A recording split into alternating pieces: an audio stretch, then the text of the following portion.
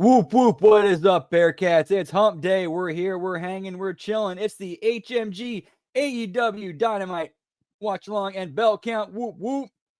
How y'all doing? Thank you so much for stopping in and hanging out with us. Yeet, yeet. What's your bell count? Get it in and make sure you sign your NDA, pal. Whoop, whoop. And we got Lab Rat in the house with us. What's up, pal? Good to see you. Whoop, whoop. What are they testing on you tonight? Might have to restart this. A lot of Michael and Bruce interference, pal.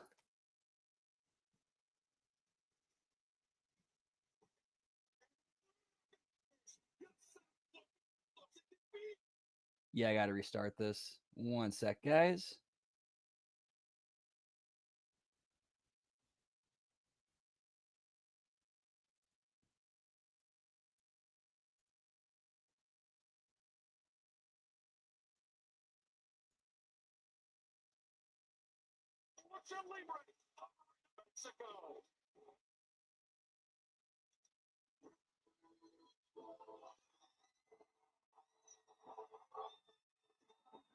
All right, there we go, pal. Whoop, whoop.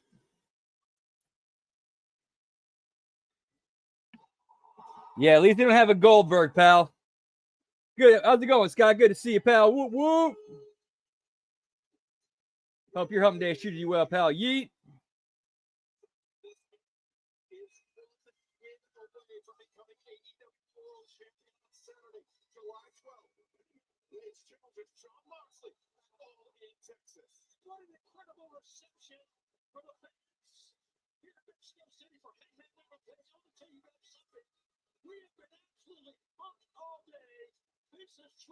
I like the setup. Very cool.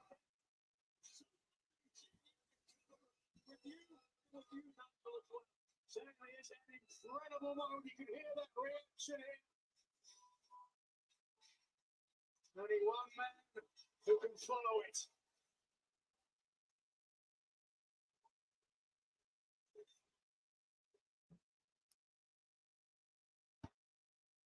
¡Hola! Mi nombre es Hangman.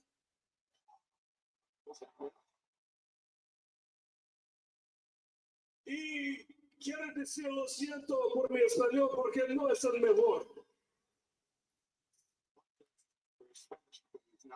Pero es un poco mejor que muchos gringos así. Que lo I think I saw that same picture too, Lab Rat. Oof. Oof, is Fat Eddie stealing from them now too? Mi familia tenía una granja de tabaco.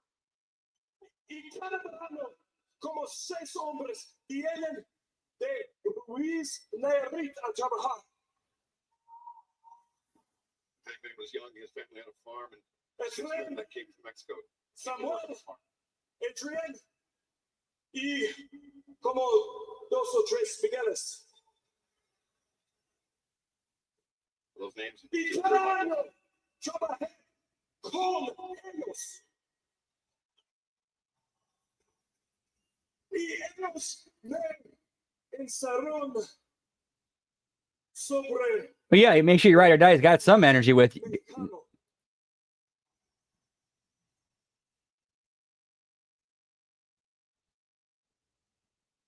Eran muy trabajadores, eran honestos y cuidaban de sus familias. Okay, can we get some subtitles here, pal? Is he seriously virtue signaling right now? Is he actually using this time to do some? Are you fucking kidding me?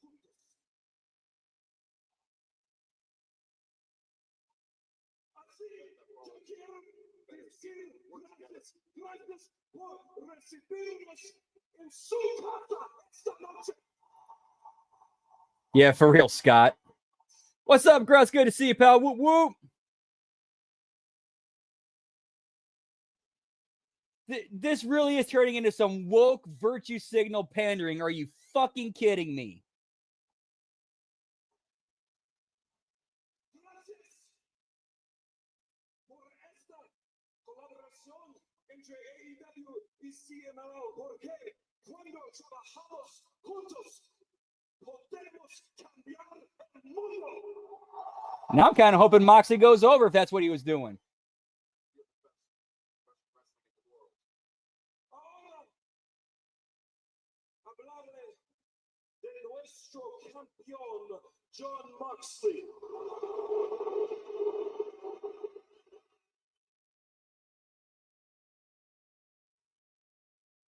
Lamento no tener una lucha esta noche. Y tengo prohibido estar en la arena durante su combate. Get me blood, pal. Nadie dijo nada sobre después de Hangman.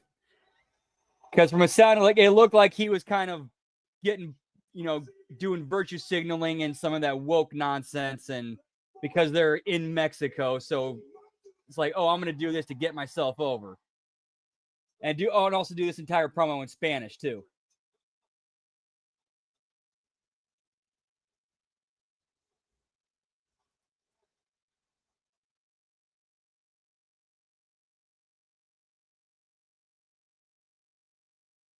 Yeah, let's wait for it. Let's wait for it, Gross. Let's wait for it to happen, pal.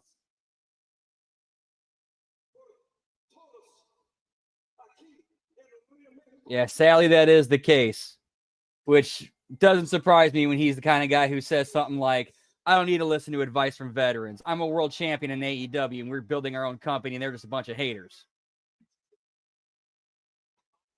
Like that his comments towards Booker T right there, that's all I needed to know about him. That told me everything I needed to know.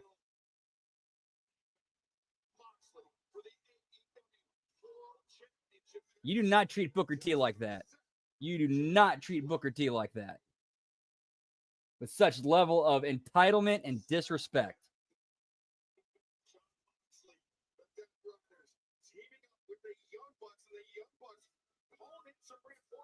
Nice. That's like a trophy, pal.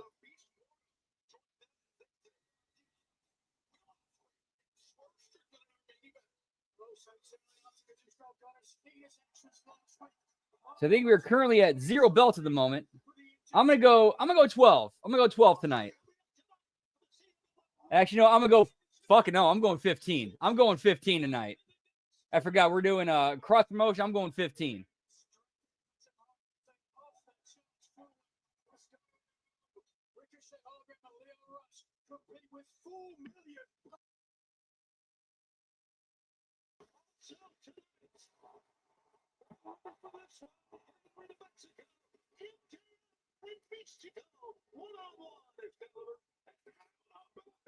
Dude, we could see 65 one of these days. Who knows?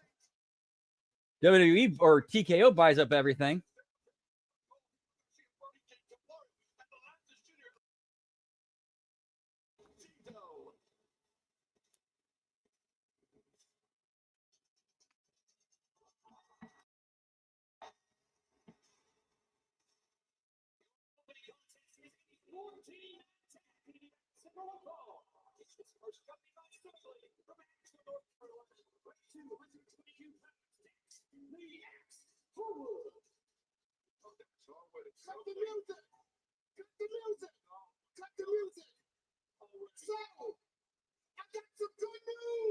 And who would that member be, Gruss?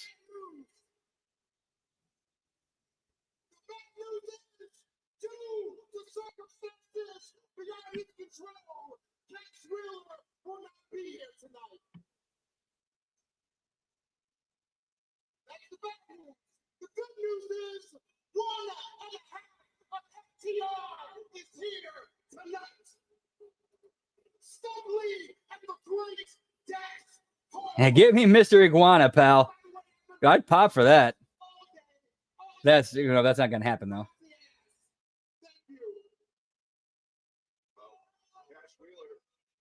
Corbin, really? That'd be interesting.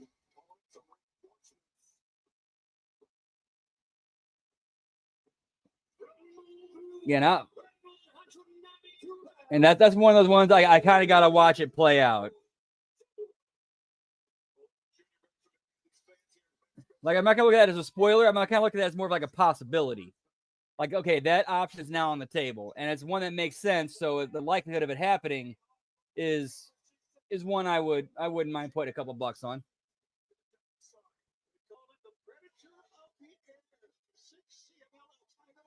Oh yeah, that's right. Gabe Kidd or something.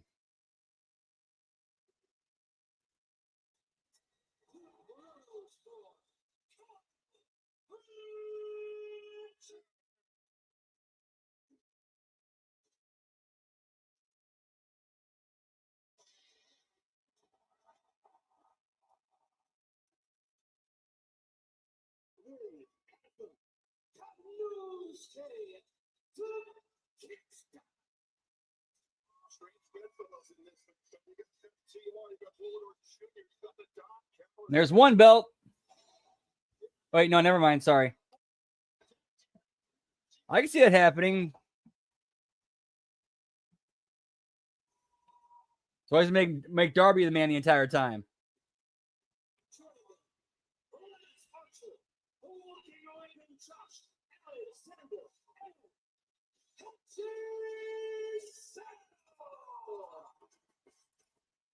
Dude, yeah, Dave Finley Jr. would be a good pick too.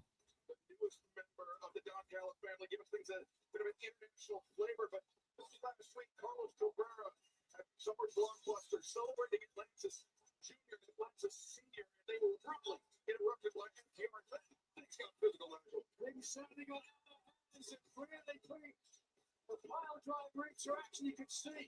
So many people got involved, but honestly, it was the Don Callis family into the back of the big fat Brody King, taking things under advisement as well. Plenty more to get results tonight. You want somebody else to help?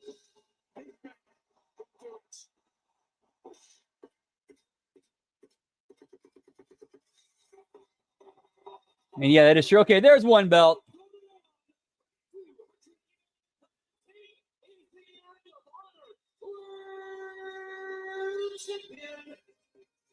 That's true. Corbin is a known name.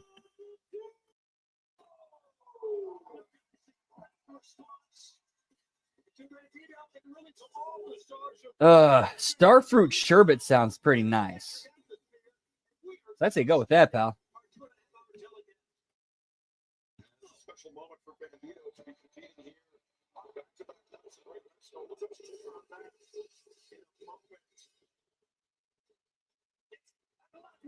There's 2 belts, 3 belts.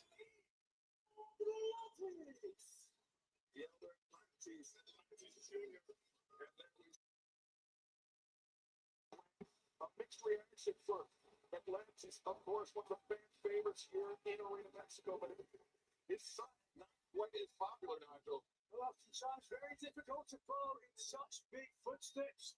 But certainly Atlantis Junior more than capable of doing that.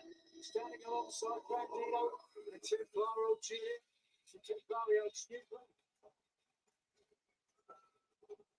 Welcome back now, it's time for you.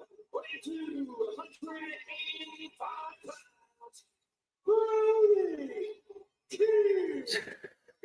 And of course, here he comes wearing out to the ring wearing an abolished ice shirt. Trying to, again, virtue signal in Mexico.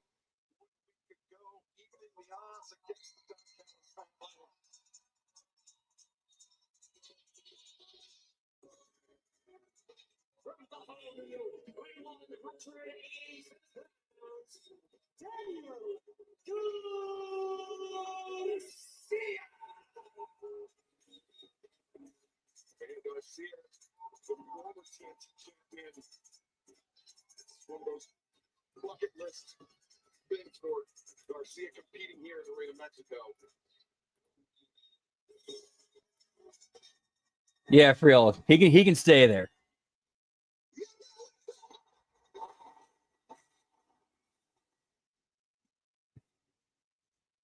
Yeah, I think Tony knows, like, he feels like he's getting backed into a corner. So I think he'll fight back on.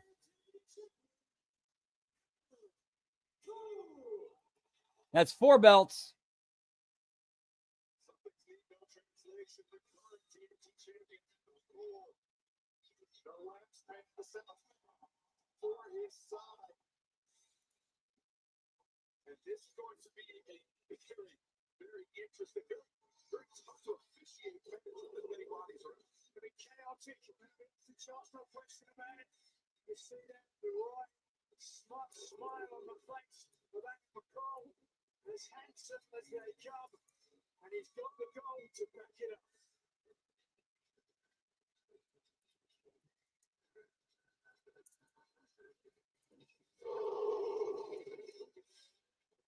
The bigger question is whether the official pool can officiate this without it getting out of control. A lot of tension. Easier said than done, Mitchell. 14 competitors stepping into the ring in our opening contest tonight here on Grand Slam. Next go, a true international affair. You know, you can. This night is going to be. Get me Adam Coleslaw, pal. Whoop, whoop. Yeah, so 4 belts in already. Yeah, Corbin making an appearance would put a little bit of hype on him. Hey, Todd Brantley in the house. Hey, yo. What's up, pal? Good to see you. Mr. No Monikers needed in the house. Whoop, whoop. Good to see you, man. Yeah, we're already 4 belts in. 4 belts in.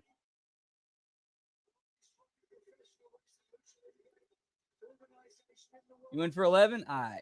Got you marked down. So Todd and Labrat at 11.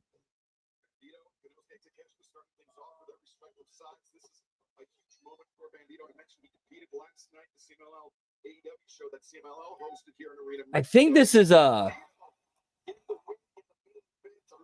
don't know. It seems really weird how they're set. Like, it's almost like they have like an on deck circle and guys on the outside. So it's like they have lucha rules, but then they have like an on deck and then like a guy in their corner that's on deck, and they have the rest of the teams out on the outside of the ring. Yeah, I think with tonight being a cross promotion with CMLL, 11 might be a little bit low. That's just my opinion.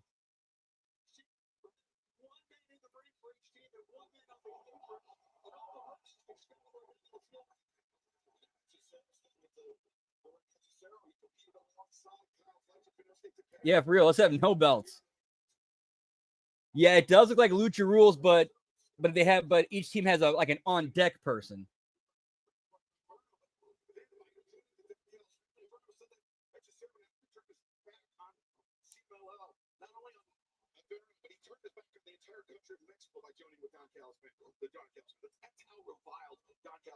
Oh, yeah, because there's 4 right there.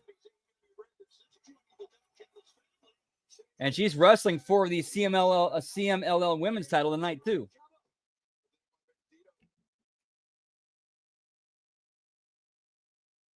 Tonight it will be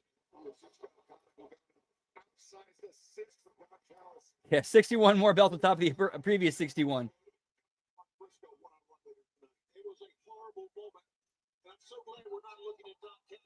Now this was actually I think this was already like in place, and they had this, lined up before Worlds Collide was announced.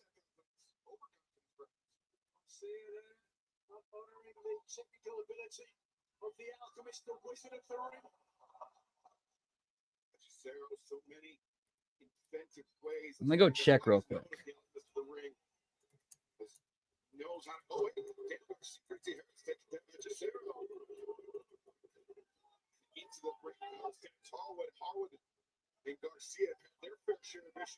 Yeah, so yeah, according to Google, Grand Slam Mexico was officially announced on April 16th, 2025.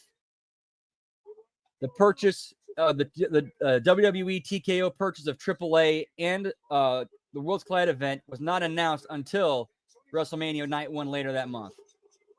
So yeah, Worlds Collide actually came after, or Worlds Collide came after this was announced.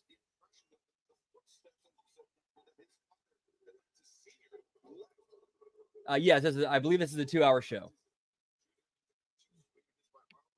because I'm not letting it go any longer than 2 hours.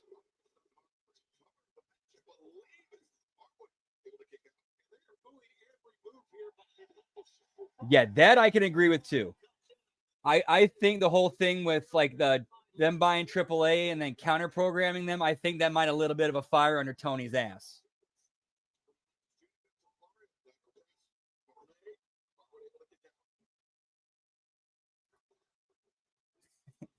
Yeah, give me a 6-hour show, pal. Is Ian Rotten booking this thing?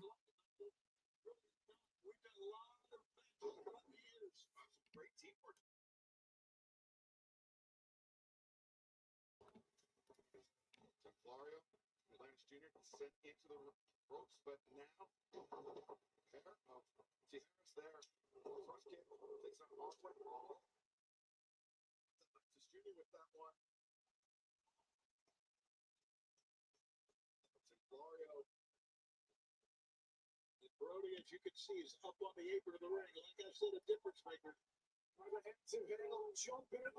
And then, yeah, we can do a 2.5. Yeah, we'll definitely see an overrun for sure. Up and down the country of Mexico, swing and miss there by Volador Jr. Templario off the back of Volador. Templario, tremendous agility. Takes down Volador. Bit of flourish there by Templario. Yeah, I don't quite get it either. Like, this is definitely like definitely more regional style. We'll put it that way. More regional. So far, this entire show has been 100% pandering to the house. 100% pandering to the house. Like, even the heel FTR, they can't even help but virtue signal by having their logo in the colors of the Mexican flag. You're supposed to be the heels. But no, you guys got a virtue signal and pander too.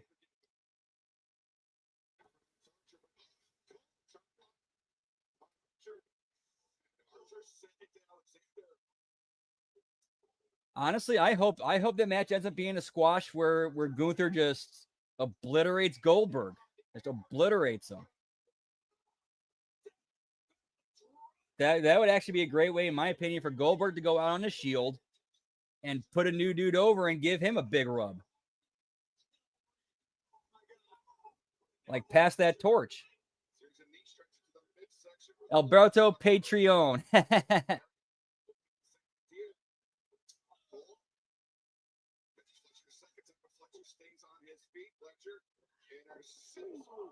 Yeah, I don't know. They haven't explained like a lot of the rules. That's kind of one of those things like they're like, you need to do that. But again, they don't care about the people watching, in America. They care more about just pandering to the house.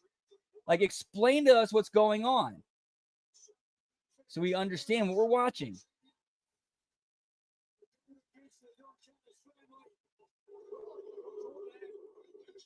Yeah, that dude. It just really another thing that sucks about it is, like, there's just been with the way people are working these days, there's a rash of injuries. So when you get like just a freak out of nowhere accident injury like Liv Morgan's, it just kind of goes on, kind of falls by the wayside. Like, you kind of just, oh, another one. When really that was just like, if this were 20 years ago, that would have been one of those rare freak injuries.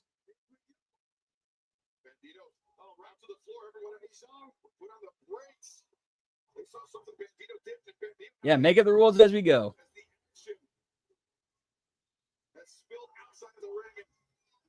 Yeah, it's a televised AEW house show. That's what this is, exactly.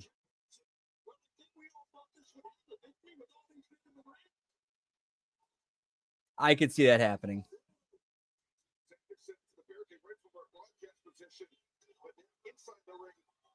But then again, where would she fit in? That's kind of a... Unless they put her on Evolve. Maybe NXT, I don't know.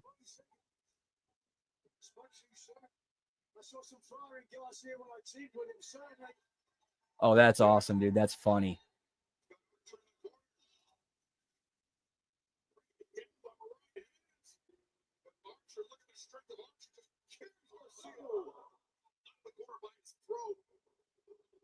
Yeah, like that women's like their women's roster is stacked. Where would she fit?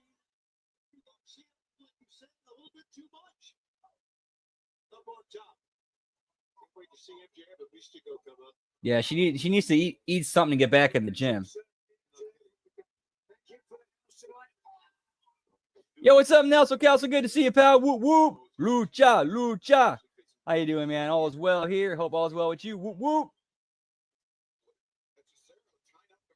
Yeah, but even NXT stacked as it is.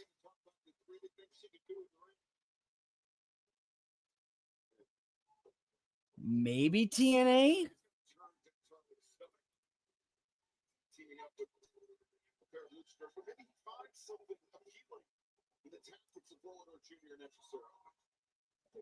Evolution is a mystery, pal.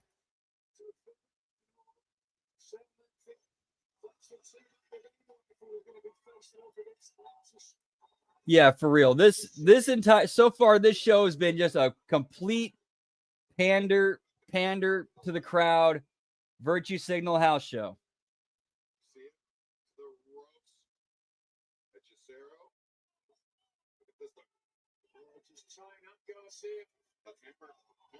Yeah, I know. That makes you wonder, like, are they both on the same diets or something?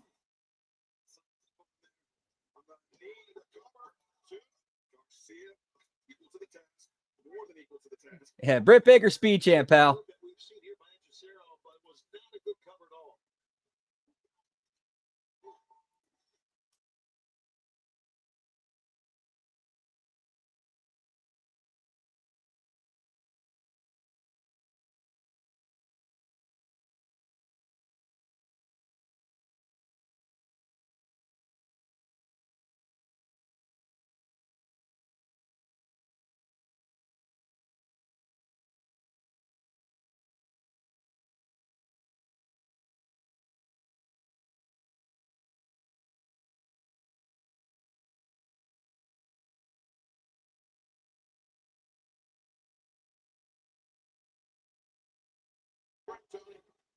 Yeah, you can't have a diet of just coleslaw, pal.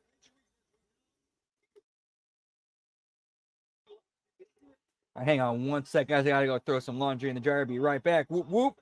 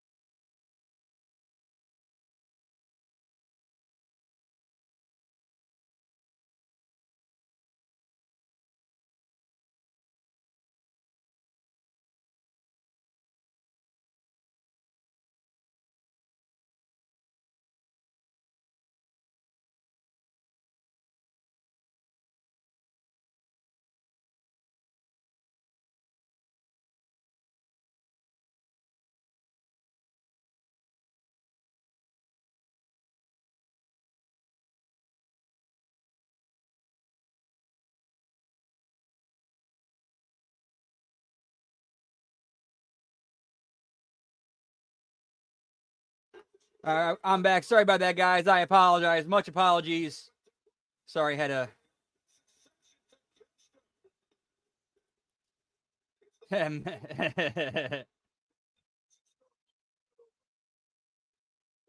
You've never been a fan of coleslaw either. Tried it. It's just. Ugh. Luckily, though, when you go to Raising Cane's, they let you swap out the coleslaw for another piece of toast or more fries.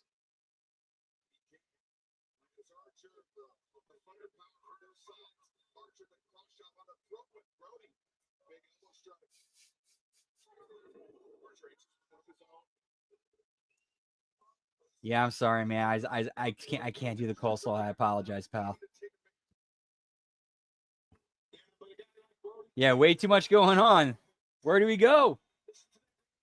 Yo, what's up, G-Ball? Good to see you. Whoop, whoop. Hope all's well with you. Hope you're having a great hump day. Whoop, whoop.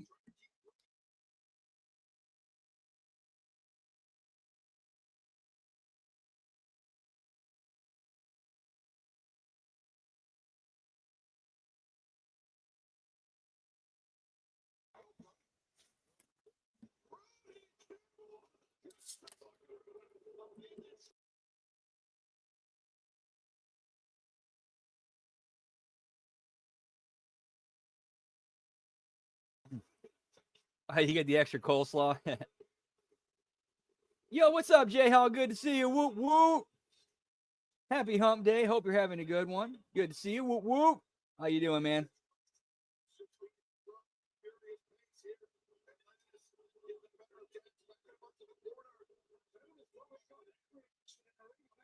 Hey, give me some beer, pal.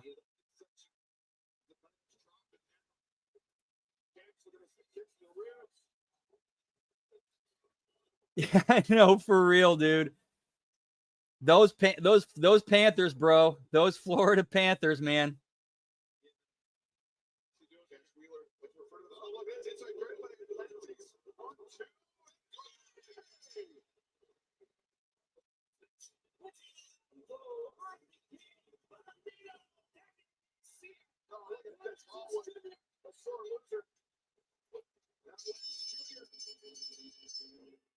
Protecting his father, who was the experienced champion of Atlantis.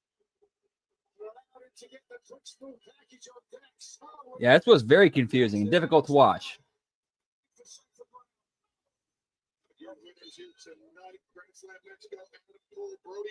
Yeah, pal.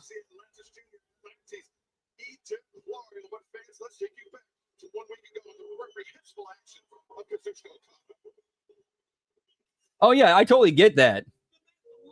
Like, I totally get why that would be weird. I actually kind of pretty much, I'm actually in agreement with that. Like, you know, it's like a Canadian sport, and like its top team is in like a tropical state in America.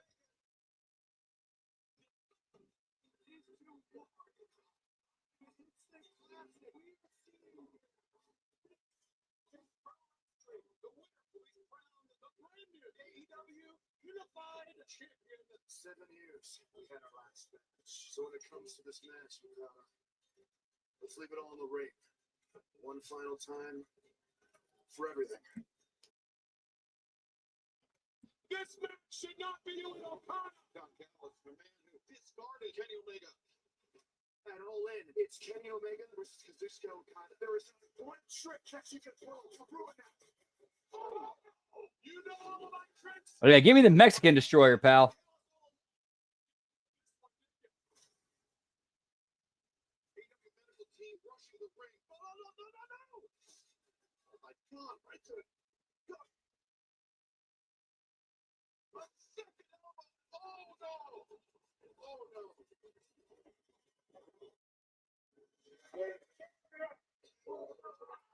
Yeah, Graves did fantastic at Worlds Collide. I was listening to Keep It 100, and Coney was talking about it. He's like, the word he used to describe Corey Graves was he came into it over prepared.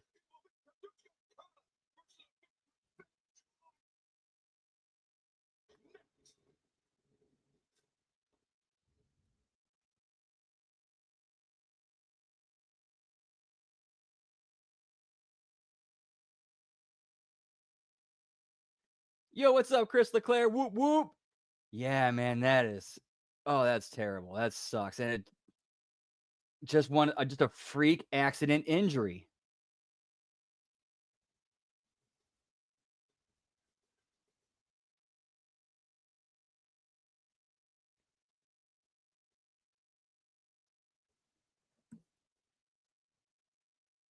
And are you talking about Darren Corbin, like the independent wrestler, or Baron Corbin, the former WWE wrestler? Because those are two different people.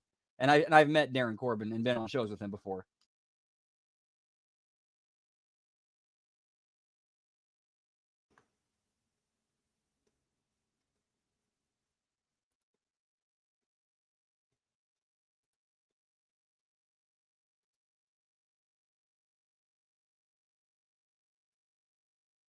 Okay, yes, I do agree with that. Yes. I think the first time I met him, he was part of the tag team, the North Star Express.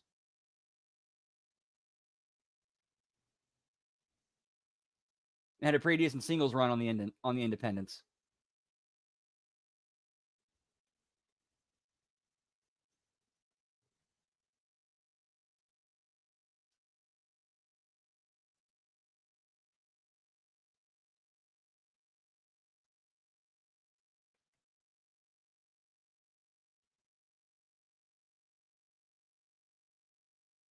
So we got the hard commercial break where we're looking at a screen with the graphic and whatnot.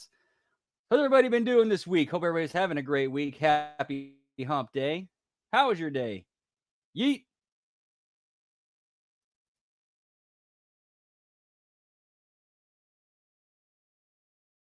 Yeah, but you could still do something with her during SummerSlam. She doesn't have to wrestle a match. She doesn't have to take it in the ring. She doesn't have to take a bump. You can still do something with her. It's got to be creative enough to figure out what that is.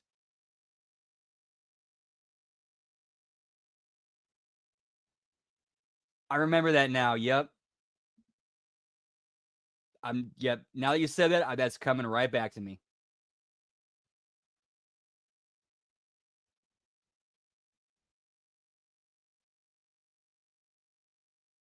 Yeah, I wasn't gonna see that either, pal. That's good to hear. Ooh, sorry about that, Gruss. Oh, nice. Bank holidays are always fun. Whoop, whoop.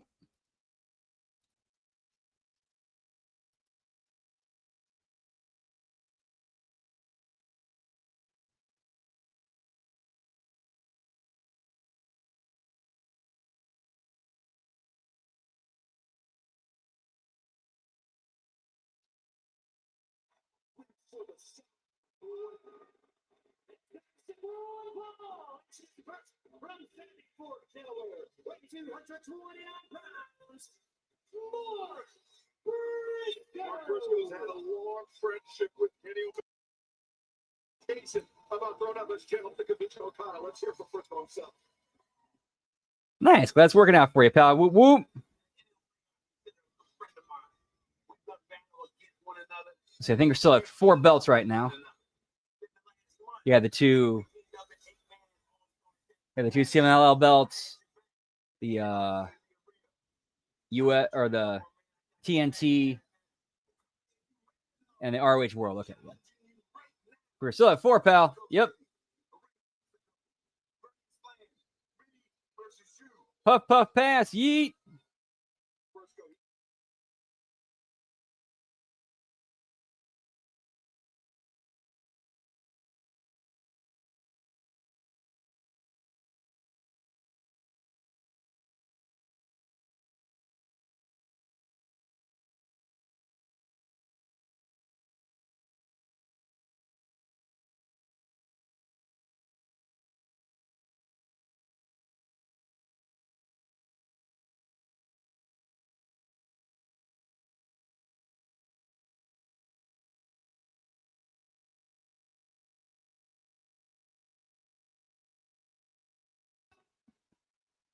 That's 5 belts, pal. Whoop, whoop. Yeah, it is. It pretty much is. This is just a house show in Mexico that they're televising and calling it Dynamite.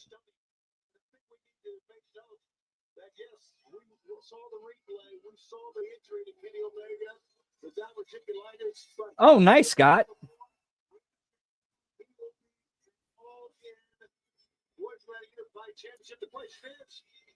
In what condition will he be in? Yeah, they kind of needed to do. They needed to at least get rid of one of those belts. So I guess combining them into one was, better than having them both. I mean, it's a nice looking belt though. Omega, all in Texas. Saturday, July 12th, live around the world. I think according to the pre-match promo that Mark cut, his whole thing is he's not really fighting for a belt. He's more fighting to hurt Okada and make sure he's, hurt and injured going into his match with Omega because of what he did to Omega.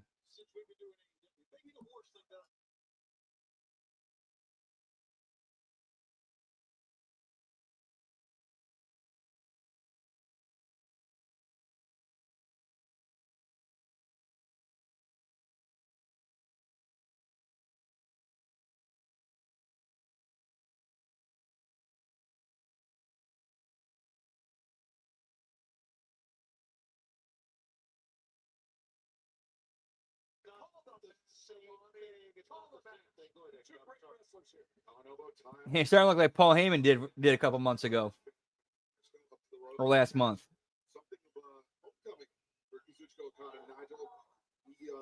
Yeah, Phil does need a better name.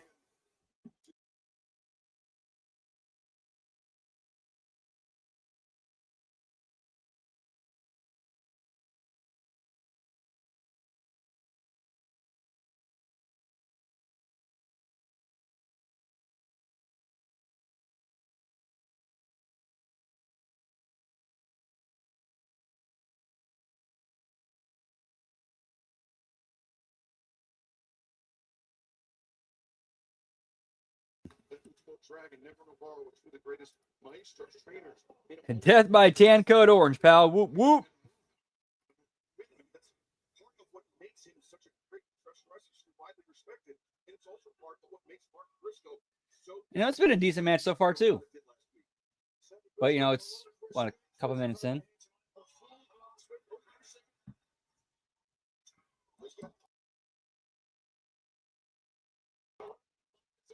What does he have to do with Kenny Omega getting hurt? I'm not sure.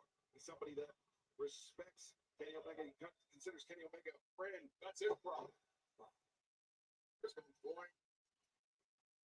But Kid Okada taking off his feet. And Okada was caught, man, I think at the jaw. He's having trouble getting his feet. So he'll get helped up. Oh, listen, Mark Briscoe has got heavy hands and heavy feet. Briscoe delivering those right hands, great precision, great aggression.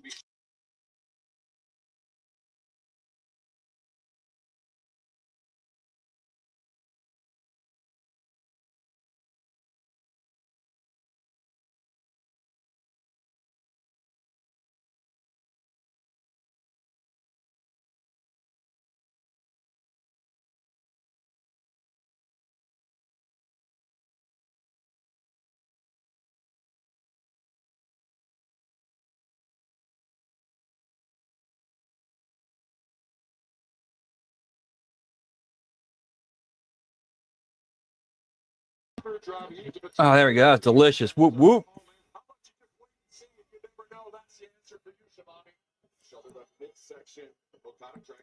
Some Sbarro meatballs, pal. Whoop, whoop.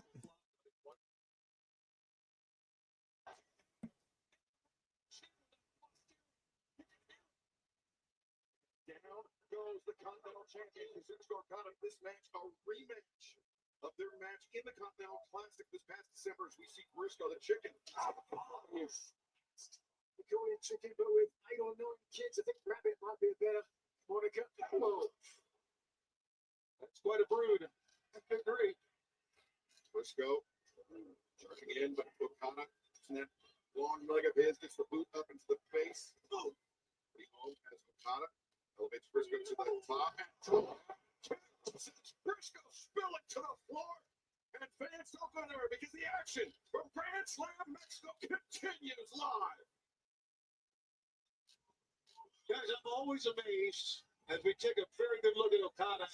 Okada's drop kicks. For a guy that size, and that drop kick was at an upward angle. Not just the height, but it's the accuracy of Okada. Right, that's a good call. Oh, very nice, pal. Very sweet. Yeet, yeet. Oh, have fun on those days, pal.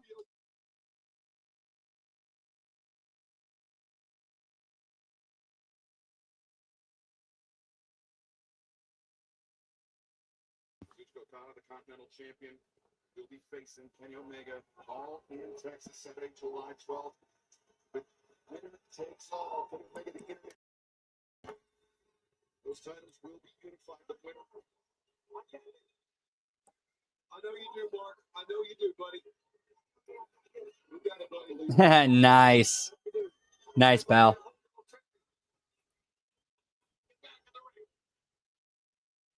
Briscoe beating the count as Okada. Perhaps a case of.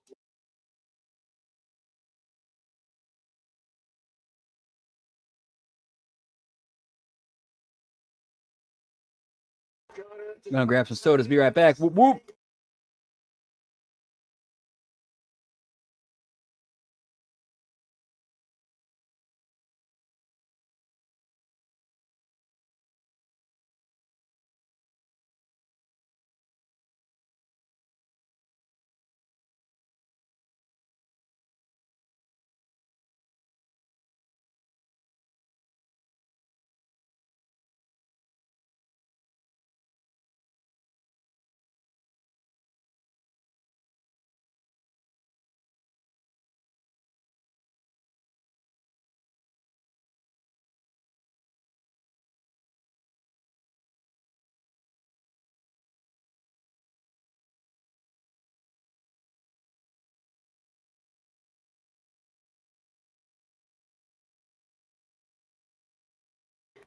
And we are back, pal. Whoop, whoop.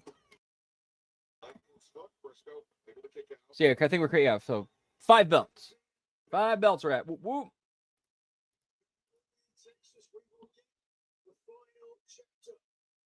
I'll tell you this, Nigel. I was at ringside for those matches in Japan. I was calling them on commentary and advising Omega. And I will tell you, they are some of the greatest matches I could ever imagine seeing. And I'm so excited for Dallas to see more of it. Okada applying pressure to the neck of Briscoe. The DDT on the floor, followed by the DDT in the ring. Trying to soften Briscoe up for that rainmaker. A good forward lariat that has won Okada so many matches, so many championships. Okada also trying to smother the mouth and nose of Briscoe. AEW's Grand Slam Mexico, live from Mexico City, Arena, Mexico, the cathedral of Lucha Libre. And we're witnessing Kazuchika Okada, the Continental Champion, the man who will face Kenny Omega, all in Texas, take on one of Omega's close friends in Mark Briscoe. Briscoe disgusted at Okada, and Don Callis' actions a week ago demanded this match against Okada. He wants to make Okada feel what Omega felt last week. Well, I'll tell you what, there's one thing about being on the moral high ground for Martin Briscoe.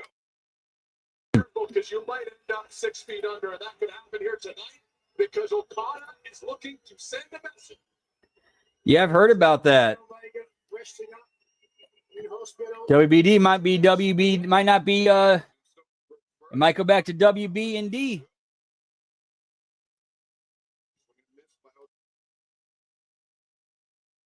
The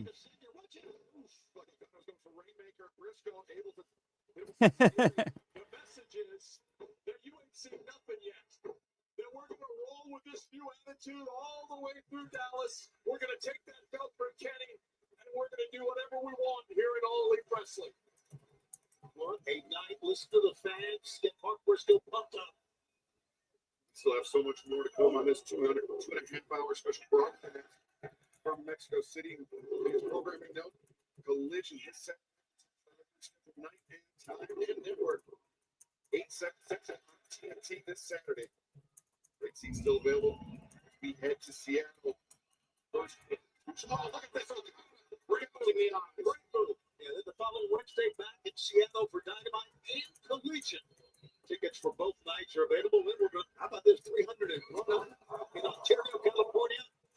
July 2nd. WTIX.com has Okada reverses the hammer throw attempt by Briscoe. Elbow strike takes Okada down. Okada returning to Arena Mexico.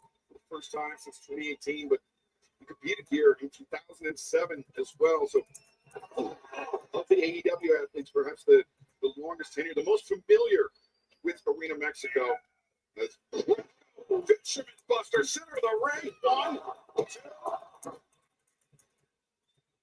Mark Briscoe is an incredibly dangerous wrestler, there's no question about that. Can't take that away from him. It's unpredictable. Oh, yeah. A lot of big guns in his arsenal. And he can take a punch, too, guys. Briscoe, he likes the exploder. Yeah, that Warner Brothers library, bro. Like, that's... This way out. Hey-o! Yeah, it's like a packed house tonight.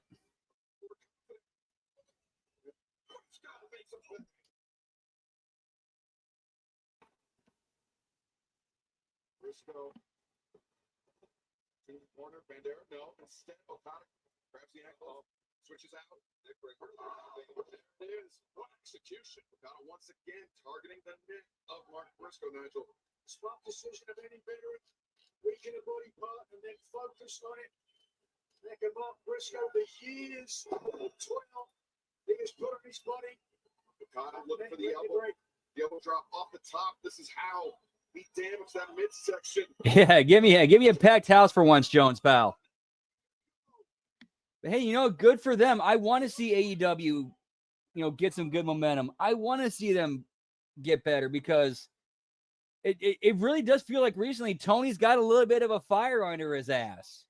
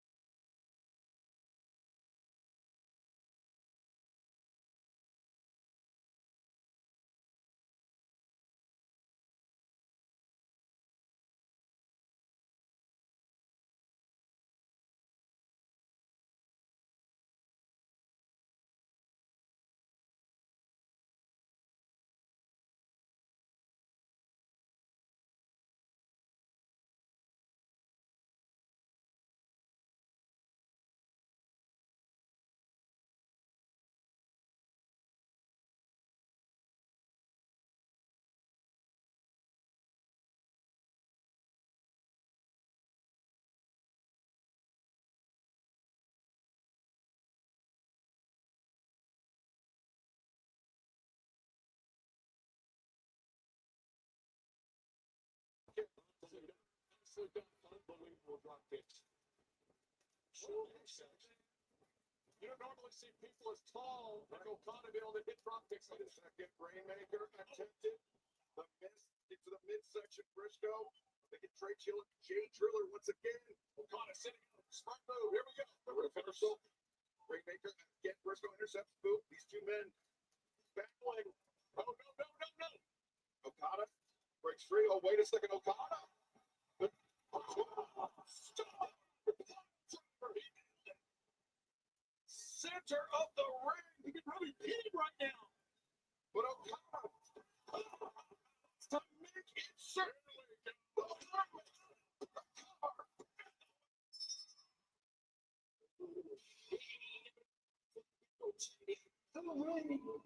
It's just tough.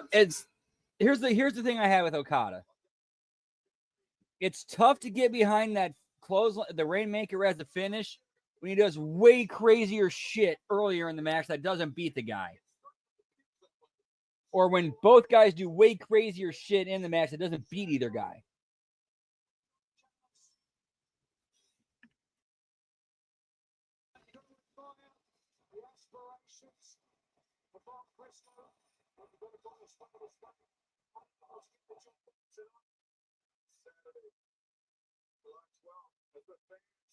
Serenade the Continental Champion, Sammy Omega, and Kazuchika Okada and Carlos Ghosn in the eyes. And look at this. I know some horrible people, but these things are horrible as a diamond kills. Back to the face, and that's the face of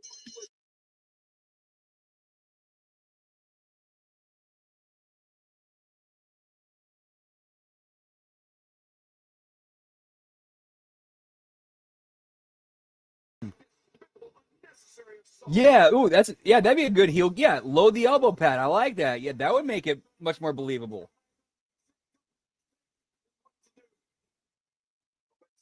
Hey, get me new AEW Couple Jones, pal. Whoop whoop.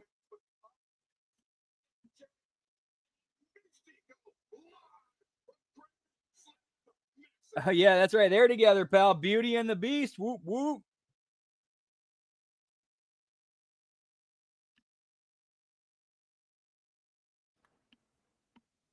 So we got a hard commercial break, pal. So let's see what's going on in X-Land.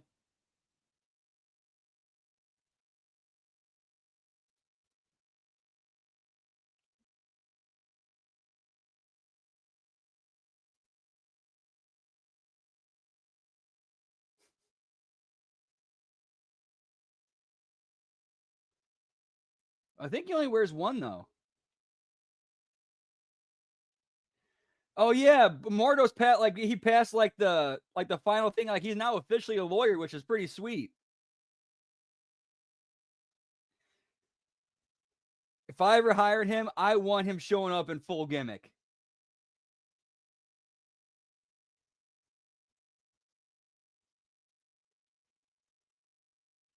I want to intimidate my opponent, whoever I'm in the case with.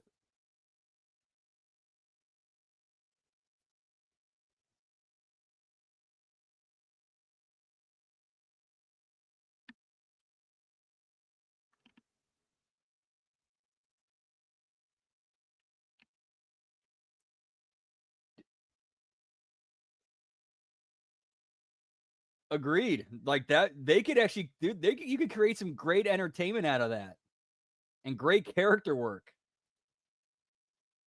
Like a lawyer who's a beast who can rip your head off. Yeah, exactly. I want a beast in that courtroom. I want him to intimidate, strike fear into my opponents.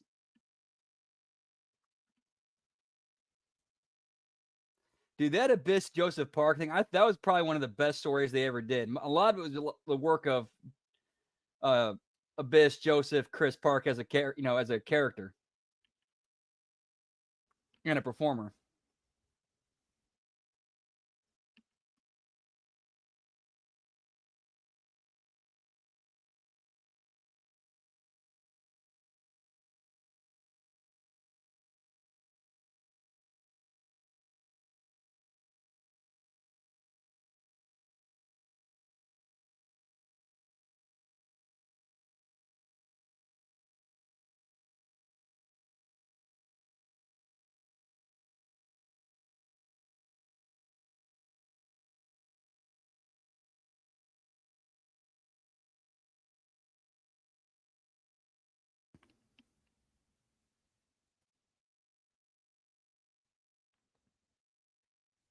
Yeah, it's too entertaining. It's not a 5-star match. Yo, what's up, side of the head rack? Good to see you, pal. Whoop whoop. Hope all's well with you, yeet.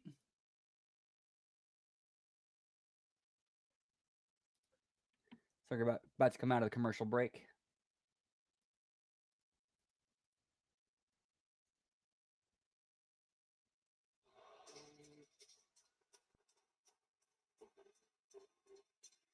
We are live in Mexico City for Grand Slam Mexico. Nigel McGuinness, Tony Schiavone, and of course, I'm Skip Miller. You're about to be joined by the most reviled fan in all professional wrestling, anywhere in the world. Anywhere in the world is right. Follow the for one call.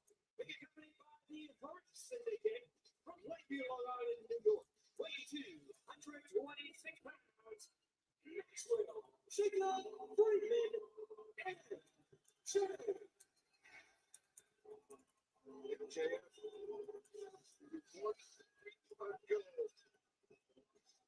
Made the challenge to Mystico. Let's take you back to Summer Blockbuster last week in Portland. Mystico. Gentlemen, Maxwell, Cherry.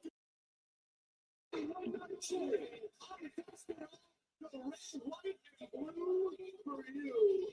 See you en la arena México.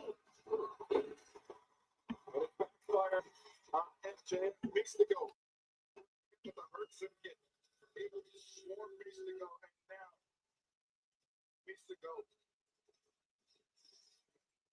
The fans so closely associated with CML, man, is more than 1,000 matches. Oh, for real, dude. Yeah. But he knows, like, well, I'm supposed to be a bad guy, so I'm going to be a bad guy.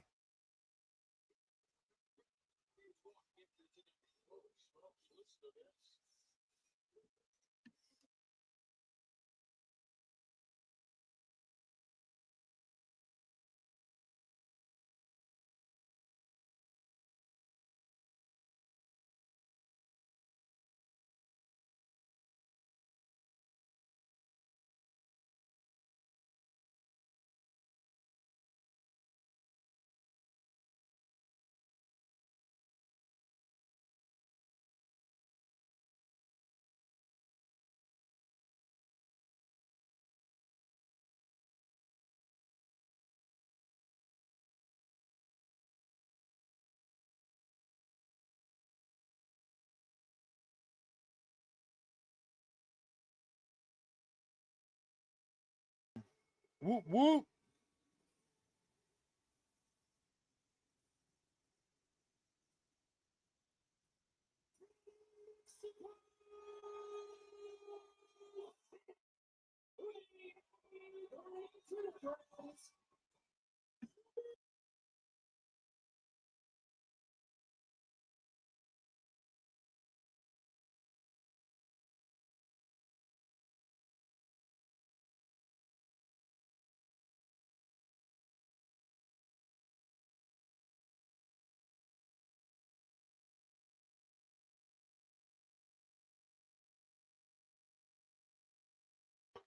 Oh, shit, 7 belts. I didn't catch the Hurt Syndicate with MJF. So, yeah, we're at 7 now.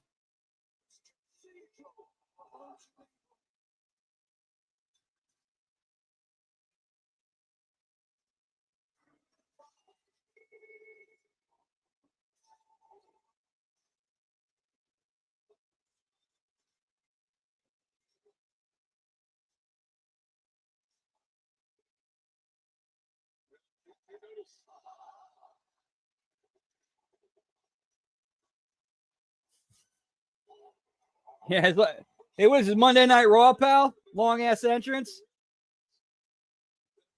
Get me Unico, pal.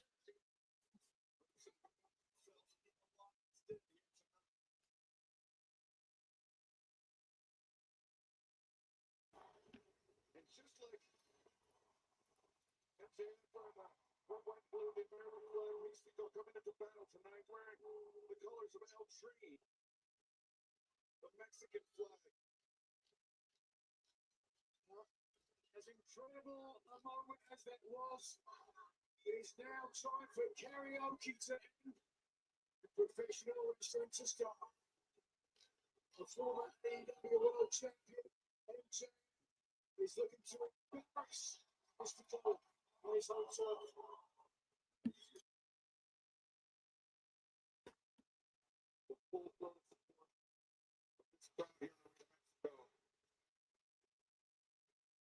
But this is not MJF's first time here to New Mexico. Remember when he dubbed that championship the American title? I think she is appearing tonight. I just forgot what she's doing. But I think she will. I'm pretty sure she will make an appearance tonight. I don't know if she's wrestling or not. Or I don't remember if she's wrestling or not. Let me check. 50 security guards just to make sure MJF is safe.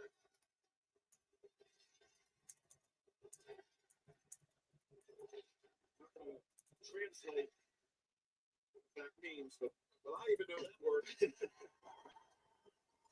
Needs to go. Oh yeah, the CML World Women's Championship. Zeuxis defending against Mercedes. So that's a guaranteed 5 belts right there.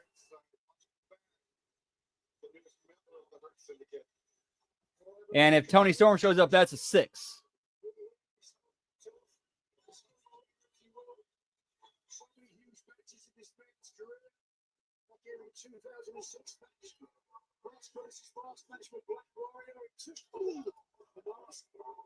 Yep. So when that match happens, we're guaranteed to hit 12 if we don't see any more before then. Yeah, that's why I went high tonight. Oh wait, it's a cross promotion show with multiple belts appearing. Yeah, I'm gonna go higher tonight.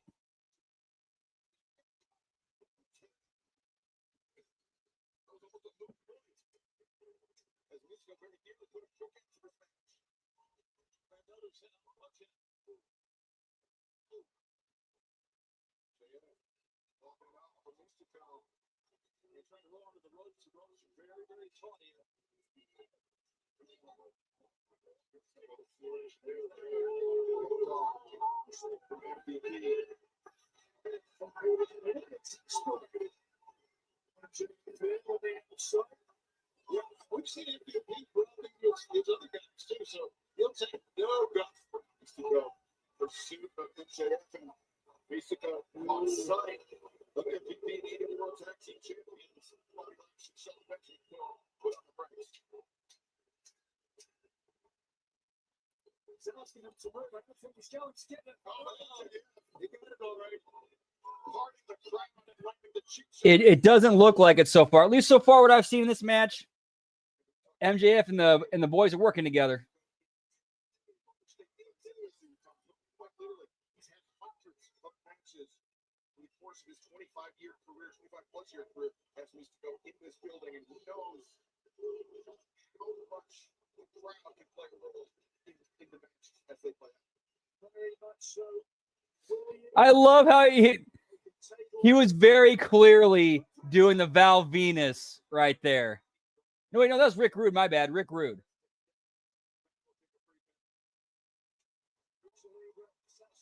Then again, Val Venus got his from Rick Rude, so it's kind of hard to tell.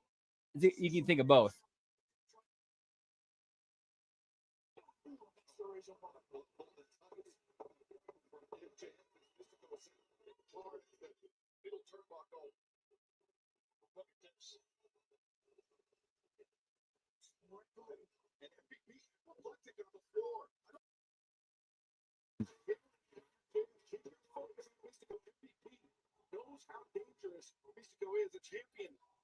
That's all good, pal. Like right there. Jawbreaker caught it perfectly after MJF was posing to the fans. Mystico. Second time wasn't successful. Looking for the code red. Counters. And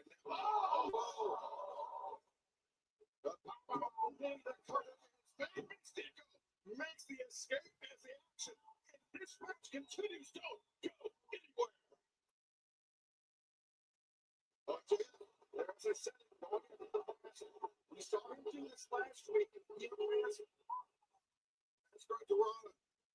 And now tearing at the mask, tearing at the eye of the mask of Mystico would not result in a disqualification, though. We know as well as anyone can stand up the importance of holding the mask, protecting the innocent. But it's about so much more than that as well, especially for someone like Mystico, who's he's seen as, I mean, not just the most popular athlete to CMLL, but truly an inspirational figure to fans around the world beyond even the borders of Mexico. 77%.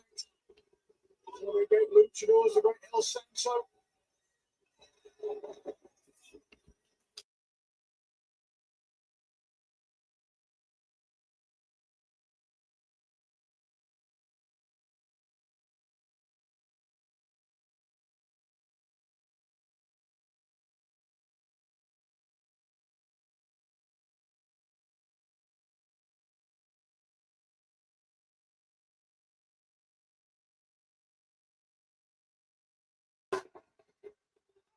Very cool. Hope you're doing well, pal. Whoop, whoop.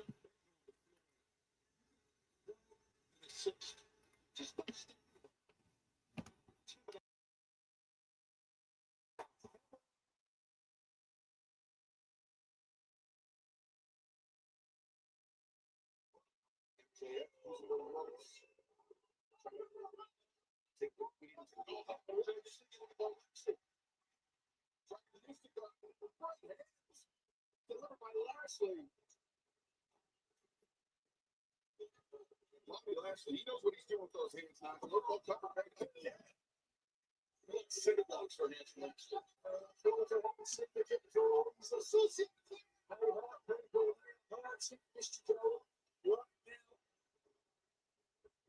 dropping a knee pad, adjusting one. Okay, but yeah, remember that Aaron's knee drop he attempted early in the match. Maybe potential injury picked up for MJF. So people will have to monitor as this match continues. I think it's pretty. Very good match so far.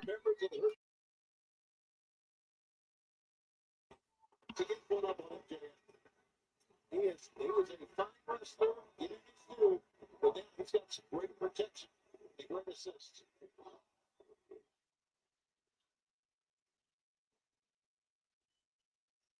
Respect to the fans here, fully supporting Mystico. The chant of Mystico reverberating around the ring of Mexico. This magical venue. Will it be enough to turn the tide in this match? A battle of pride underway here in Mexico City as we take you back.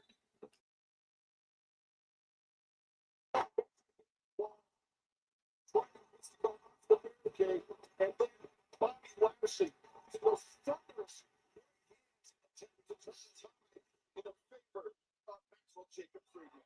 Oh, that's horrible. Wait a second. Look at MVP say, what are you doing? MVP throughout the course of this match has been frustrated with MJF and his of seriousness when approaching Mystico. Just turning his back. I mean, it's happened countless times here. I see what you mean, Lab Rat. Yeah. Yeah, they should not be doing that. Especially when having them actually, working together as a unit during the match, getting cheap shots in with all the refs distracted.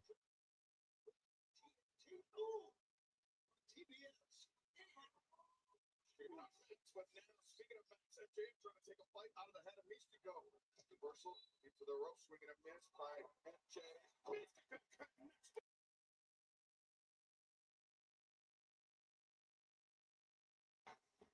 Going to his broken tricks. Wait a second. Charging in, nobody home. He was lured in at that time. Mystico knew what he was doing. But there's some touch there. Taking the right hand. Mystico did not feign that kick. Caught MJF fully. Now a springboard. Cross body. Mystico. Momentum carried him through. Mystico.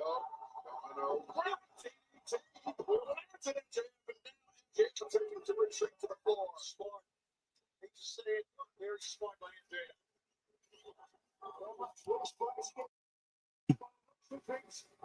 Mystico might take to the end. MJF honestly still there. Look at this. And a DDT. Broke MJF.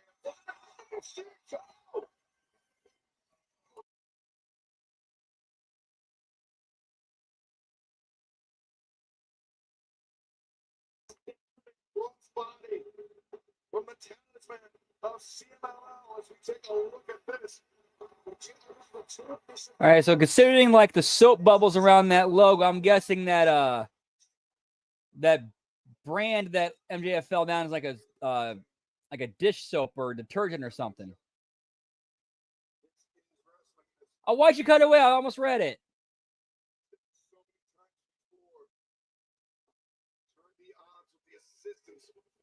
Turns the odds back into his favor. The assistance, the momentum of this crowd as Mystic. Sits on the top he go. Yeah, trying to scoot out of the ring again. Couldn't get there. He's hurting. All right, good to see you, Todd. Thanks for hanging with us, man. Hope you have a great rest of your night. Hope to catch you on the next one. Whoop, whoop. And I'll let you know the official bell count for tonight when we see you again. Yeet.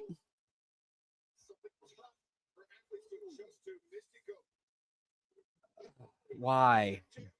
No reason for that. No reason for that. Especially when like you had all that tension and story going on, originally all that time spent. Like, are they? Will they? Won't they? And then you're immediately teasing dissension like not even a month in. Like, come on.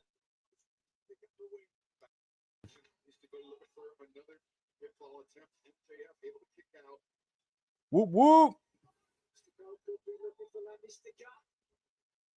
Like you always say, Todd, because AEW.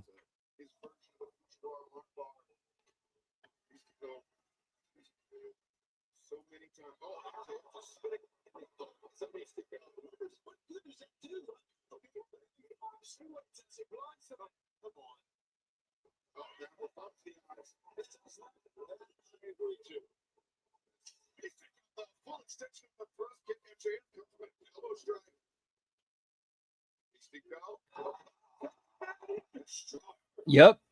100%, Lab Rat. You gotta care about the group before you care about them breaking up. They didn't give us a chance to care about them. Oh, nice. Looking forward to it, pal.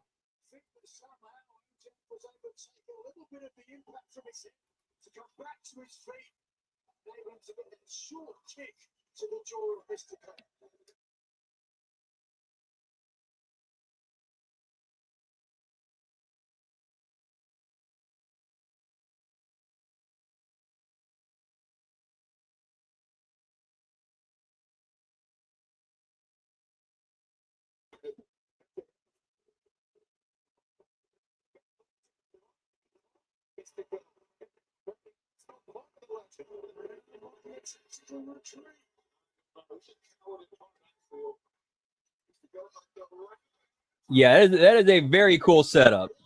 Like that entrance, that set, that ramp, very cool.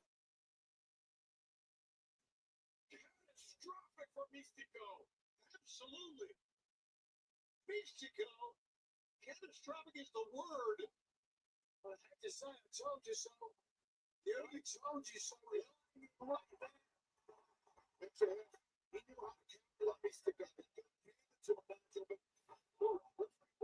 So, like, how many variations of the tombstone are we going to see tonight?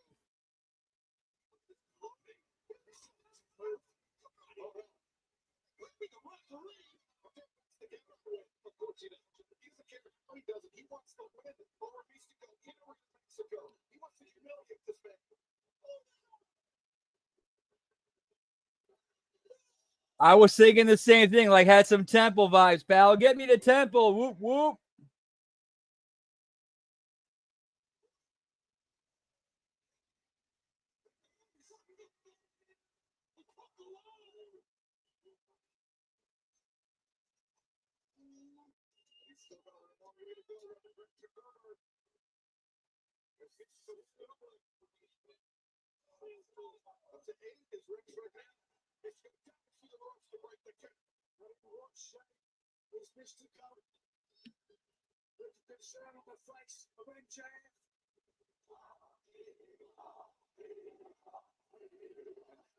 Yeah, you definitely use some ring lights, pal.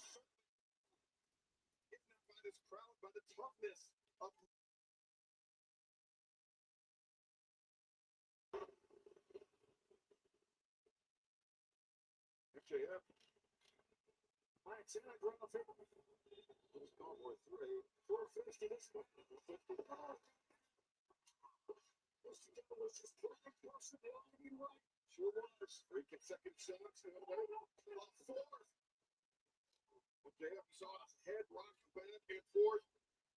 That's Mystica. Oh boy. Oh boy is right. Got those top ropes nice and strong. Finds his footing on the top, and Mystica,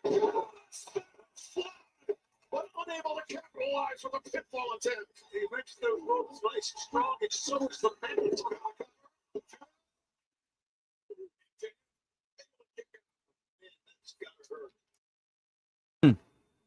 What a match these two guys are having. This was just a very awkward match.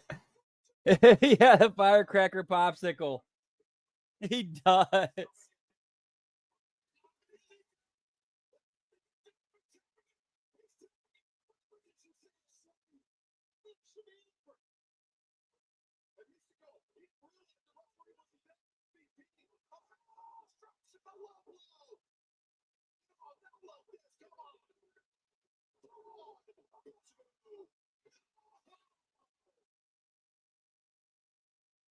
Yeah, those legendary AEW refs, pal. Uh-oh, we got a run-in, boys. What up, what up, what up? MSG in the house. Whoop, whoop. Did I miss anything exciting here on tonight's AEW Dynamite? Not really, other than we're up to 7 belts. Seven belts? Jesus. Yeah, we've had the AEW TNT Internet, or the Continental, and the ROH World Title, and then 2, or the tag belts. We had the tag belts, then we had 2 CMLL belts. Jesus Christ. And we're guaranteed 5 more in one match, with Mercedes taking on the CMLL Women's World Champion for her belt. Well, that just sounds lovely. So how you doing, man? I'm good, man. I just got done bowling, so I just got home.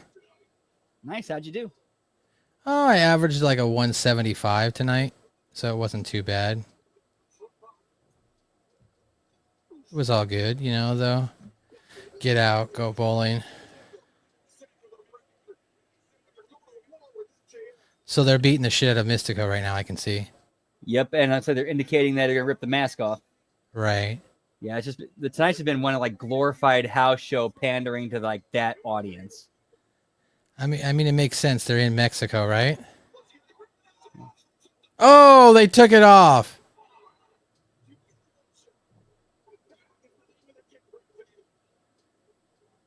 Of course, he did the cover his face with his hands. Yeah. And they rolled out of the ring. Oh no, MJF put it on. I see that.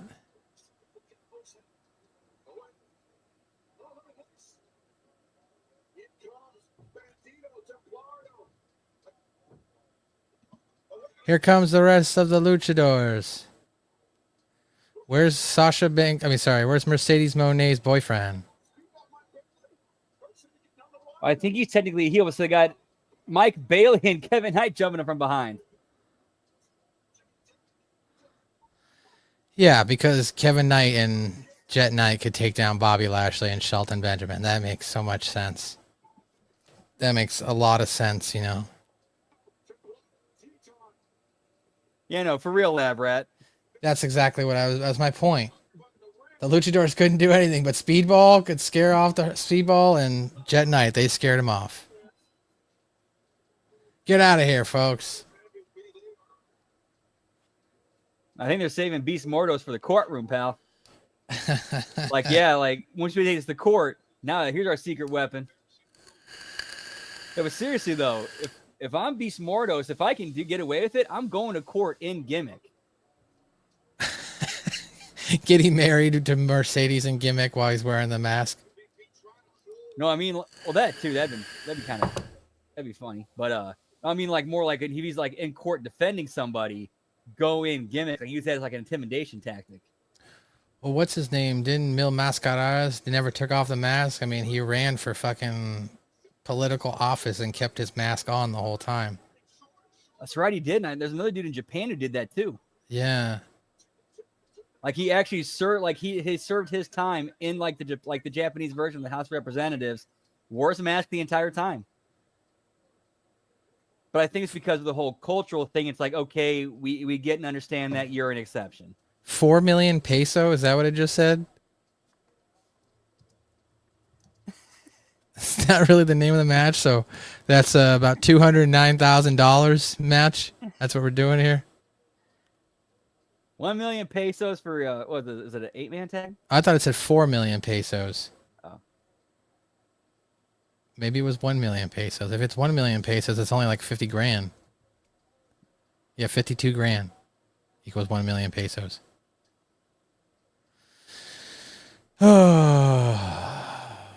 Anyway, how's your night going, Brad? Tonight's been good. It's other than tonight just being kind of like a house show. Yeah. Did you have a good day?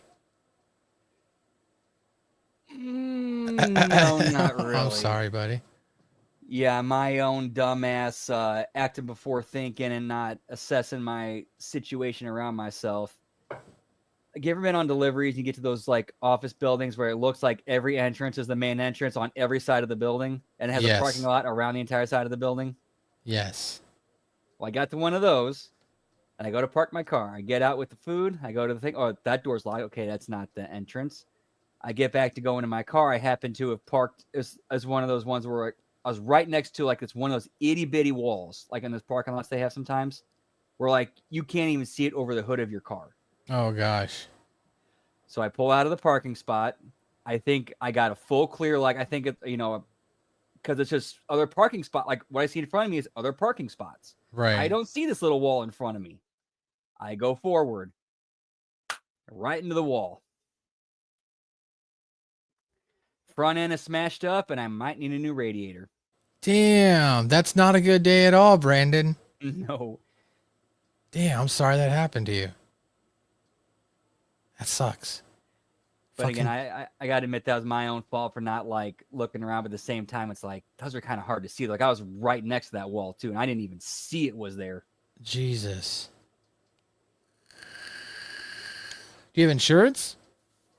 Yes, and it looks like, and looking at it, I'm hoping that what it is I just had to pay the $750 deductible, and that's it. If I can do that, we're good.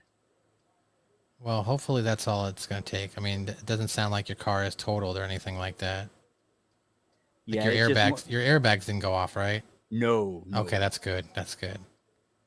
Because then it would be totaled and they wouldn't fucking help you. I'd be like, yeah, you're fucked. Yeah, and it's better that I hit a wall that I didn't cause any damage to than hitting somebody else or hitting, property.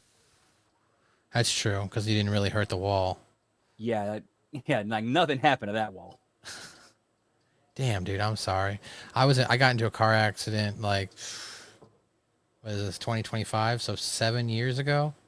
I was delivering Domino's at the time, and I went down into a neighborhood that had no stop signs. So I was just driving through, and I had to hit the brake really fast because another person zoomed right in front of me, and I ended up rear-ending them. Oh, and because of how, depending on where you're at, depending on how where you hit, like if you hit somebody on there, like where I'm at, if the collision happened, you hit somebody on their backside, if they're pulling out or going ahead of you, and you enter and hit their backside, it's like they look at it as like you're at fault because they were already in the intersection. Right, exactly. But fortunately, like when the cops showed up, nobody got written a ticket or anything like that because, like I said, it was in a intersection in a neighborhood that had no stop signs.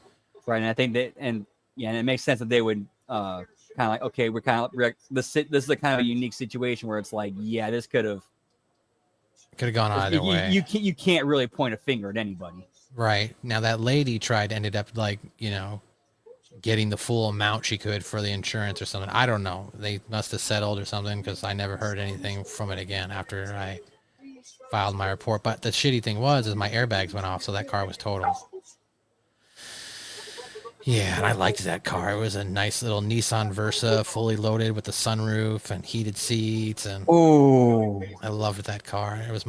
I had saved up like 2 years to buy it and everything, and so, but I had full coverage with and Gap, so like I got everything was covered. And then after that, I had like a little Kia Rio for probably 4 or 5 years until I traded it in last year for my Chevy Trax.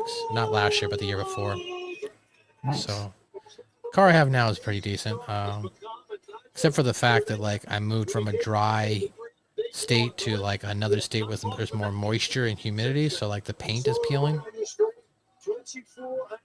But I really don't care if all the paint peels off and I'm left with the silver car, so whatever. Yeah, is it do what I needed to do? Yeah, all exactly. Right, cool. Like the paint doesn't matter to me. Yeah.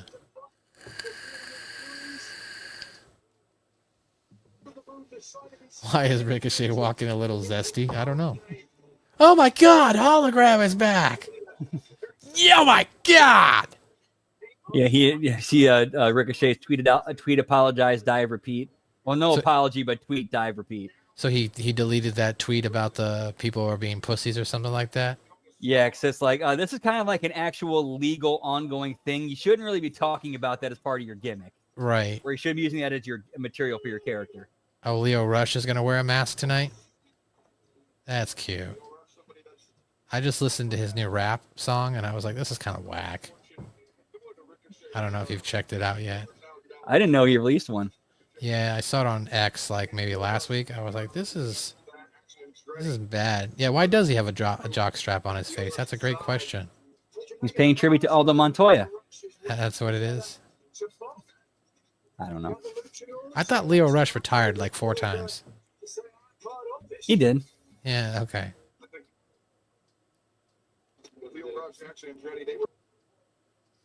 Oh, he's going to take off his jockstrap now. I don't know. I don't understand what's the point of this team here between Action Andretti. Hey, the crew. That's the crew? Okay. All right, so this is a 4-way for some amount of pesos. The only thing I don't like about these things when they do like this, it's like you had a couple weeks to build up this AEW Grand Slam Mexico. You could have done vignette packages about CMML and all their wrestlers and stuff like that, because it's like, I don't know who the fuck Mascarada Dorada, whatever his name is. I don't know what. I don't know anything about this guy. At least Hologram was in AEW, so at least he's like wrestled there before. And then you got, you know, Ricochet and Leo Rush. Historic for us and for pro wrestling. First American pro wrestling promotion to hold a program right here in Arena, Mexico, and we're all part of it. It's great to be here alongside you, Tony and Nigel. Oh, An amazing night. We got the so crew much is in the more underground. Gotcha. interested to see if Ricochet will pay more attention. Are you doing any special late night watch alongs tonight? Any movies, documentaries, Brandon? Not tonight. We got Twitch after this. Twitch after this, huh? Yep. Yeah, we got the late night this weekend. What are you playing? I think I'm gonna do like a Sega Genesis Game Over round robin. Okay. What game? Basically- What game for Sega Genesis? I think I'm gonna go with like whatever ones I got on my downloaded. Okay. Let me Gotcha. look at see what I got. Yeah, what's going on? What are you playing tonight? All right, see, we got Dynamite Heady, Sonic the Hedgehog 2, Shinobi 3, Return of the Ninja Master, Golden Axe, Wiz and Liz, Decapitac, and Zero Tolerance. Interesting. Like Okay. Yeah, it's like a game over round robins. Like we keep going till we go to a game over, and then it's on to the next game. Okay. That's a good gimmick. I like that. That's a good point. That's a good thing. Are you eating anything special today? Not really. I ended up getting some. Well, I cashed in my DoorDash Platinum Dasher perk and got some Sbarros. Okay. Sbarro's not bad. It's all right for pizza. I'm on the East Coast now, so I can't go back to those type of chains anymore. But I have this. I got a sandwich from this place called Nordelli's that I'm gonna eat tonight. Oh, nice. Yeah, meatball marinara, and then I got like a mud pie chocolate parfait. Ooh. Yeah, I've been looking forward to it all day because I ordered them yesterday, and I could only eat half, so I have the other half saved. And then I have the mud pie parfait, so I was like, I've been looking forward to it. I went to the dentist today just to do like a cleaning, so like, you know, like they numb up your mouth and you can't eat for hours. So like, I'm fucking starving. I'm gonna eat after this. Oh yeah, they give you the fluoride bath. Yeah, exactly. Polished up the teeth. I'm still not done though. I have to get a filling in a month, and they're doing deep cleaning, so they only do it in like quadrants. So I still have half of my other side of my mouth to do. But gotta take advantage of those benefits while I got them, you know. Yeah, for real, dude. Man, I remember the first time I got a filling, I was kind of scared. It's like, oh, needles in my mouth. And it's like, yeah, you kind of feel some pressure when that first needle for the Novocaine goes in, but then once you start numbing up, it's like, oh, it's just like a little bit of pressure. You're good. Yeah. Yeah, this will be my first filling. Like this tooth right here is a crown that I got when I was younger. When I was like in the 4th grade, I got pushed into a handball court pool when I was playing Butts Up. You remember that game? You throw the ball up against the wall, butts up, and the other person has to catch it. If they drop it, then you have to run up and try and tag the wall before someone throws the ball. Otherwise, you get a letter. You ever play something like that? I vaguely remember something like that. Okay. Yeah, so I played that game, and somebody pushed me or something, and I ended up hitting the pole and chipped my tooth. I was very mad that day. It was a field trip day. I was upset. Supposed to go to like the San Jose mission. I had like a Lunchable and everything, and it sucked. Still regret that I didn't get to go to that mission. I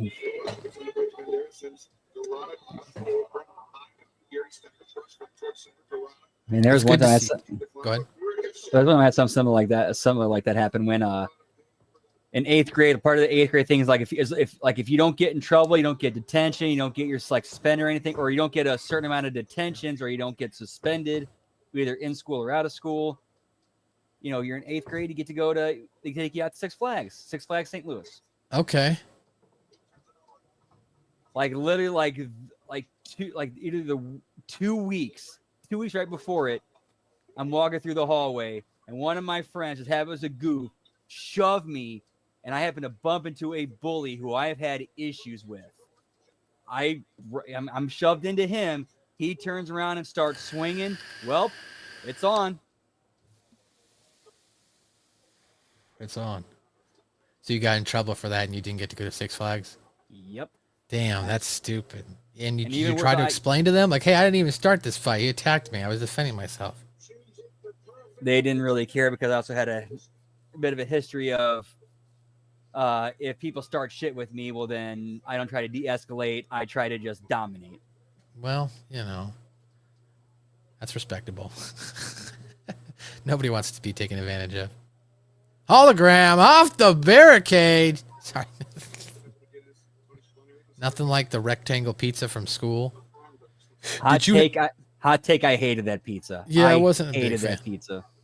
Did you at your school? Did you get chocolate milk in cartons or in the bags? Cartons. Cartons. Like the little, like the small little bills. You just pop it open and. Yeah. So like when I was in elementary school, middle school, we got the cartons. But then while I was in high school, the Los Angeles Unified School District changed it to, they were like in bags. It was like a bag of chocolate milk, and you have to put it's like a pouch. That's. It was really weird, dude. But it became that only lasted a year because we ended up figuring out if you just poke a hole in it, they turn into bombs, right? So we would just be throwing them at people. Hey, fuck you! And you just throw a fucking milk or a chocolate milk at them, explodes all over their face and shit. Yeah. Yeah, they didn't think that one through. They didn't. That's why next year they went back to the cartons. Yeah, they tried all these weird things. They took out the vending machines and then put in like healthy vending machines, and then after a year they took that away because no one was buying it, so they were probably losing money and stuff like that. Like crap, we got to go back to the junk food, or we got to put junk food back in the vending machines and keep some healthy options in there. I think all they left in there was like fruit and like fruit roll-ups and juice or something. Everything else went back to chips, cookies, Pop-Tarts. You have the bags over here. Okay, so you still have the bags. So they did take it out of my school, Lab Rat, but you have the bags? Okay. See, I knew that was a thing. Yeah, I grew up in California. So I grew up in the Los Angeles area. The fucking bags, bro. I'm telling you. You just poke a hole in them and just chuck them at people. That's great. Lab Rat knows what I'm talking about. It's like almost like here's a water balloon, throw it at your classmates. That's basically what it was. Scott Woodford says his school had kegs. Would you guys get chocolate milk on tap? What kind of bougie ass school did you go to, Scott?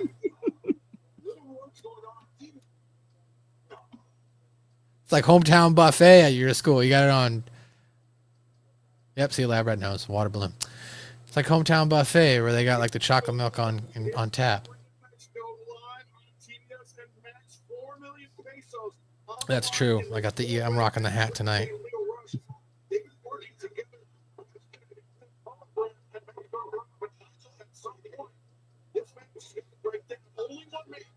Rocking the hat.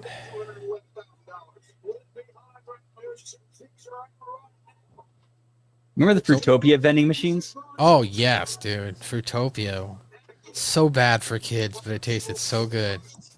Like 80 grams of sugar in one bottle of soda drink, fruit drink. Golly.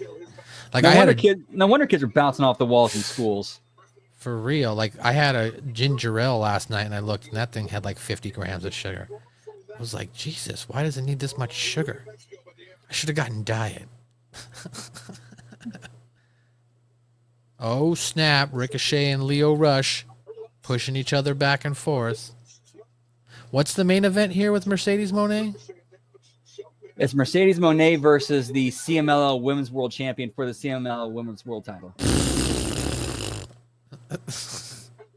Yay. That's going to put butts in their seats. What is it with... in Mexico, maybe. Yeah, what is it with Mercedes Moné, though? Like, why do they really put her in this main event position? And it's just like, meh.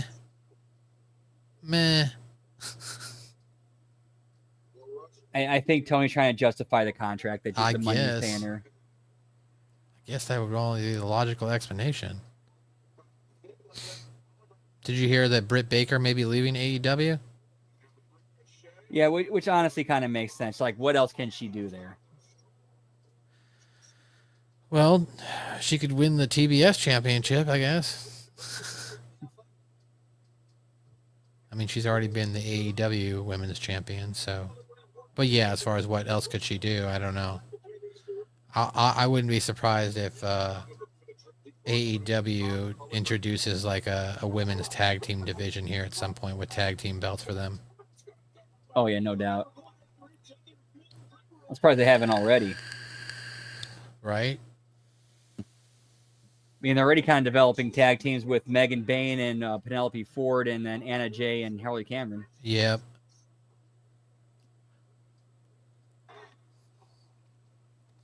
I mean, because Penelope Ford, she's already like switched over her look and her gear to match Megan Bayne's. Yeah. Kind of be like her disciple. So she's kind of, so it's credit to her for at least recognizing what's going on and kind of going all in and saying yes and.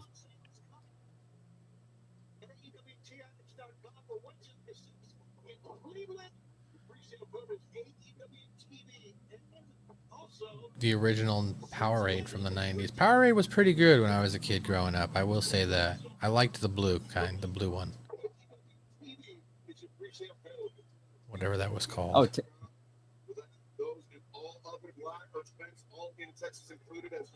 this isn't a 4-hour show, right? I don't think so. I hope not. I'm hoping not. I don't think it is. Britt to Ring of Honor, says Scott. That's funny. Honestly, I could see her kind of going to TNA and like kind of working her way up through that, that route. Maybe. I probably see her more ending up in NXT to be anything. Maybe even Evolve.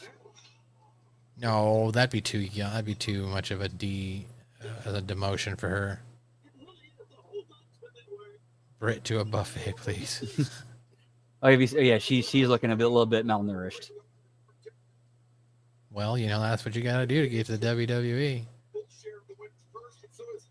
That's not true. Wardlow's going to be on American Gladiators. He gets to come out of the Shadow Realm. Yeah, where the hell has been Wardlow? I know he's injured, but then he wasn't injured anymore. Yeah, he disappeared when it looked like the Undisputed Kingdom started their babyface turn. He just kind of vanished. Right. I don't know. I thought I read somewhere he was maybe filming something, and that's why he was gone. But what a way to blunder. They've fucked up Wardlow, I'll tell you. He was so hot. He was their Goldberg, and they basically just blew that. Yeah, he was like a legit homegrown star they could have banked on, and they just completely dropped the ball. They did. Because, I remember going to some of those early AEW shows. I was at Double or Nothing when Wardlow beat MJF, the whole MJF controversy. And the crowd was hot. And then, then they announced him as All Elite. But, yeah, the crowd was hot for Wardlow. Every show that I went to that had Wardlow at that time, he was hot. The first couple years of AEW was pretty good, in my opinion. It's only been the last couple years have gone downhill. After the CM Punk fiasco, as soon as that happened, this company started going downhill.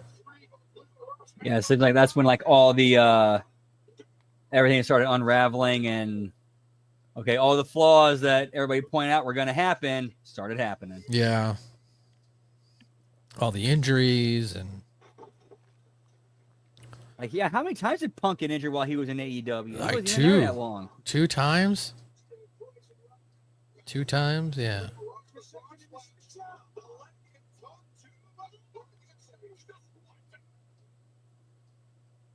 Good old AEW.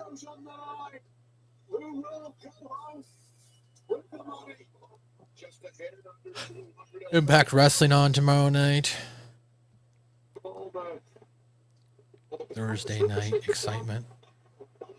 Oh, tomorrow's my last day off, and I gotta go back to work on Friday.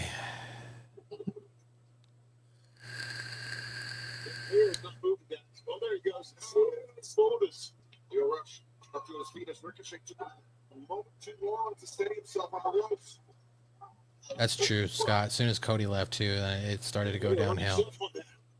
Yeah, that was like the first Jenga piece. Yep. Like if Cody's leaving, something's up. And we still don't know what the hell was going on.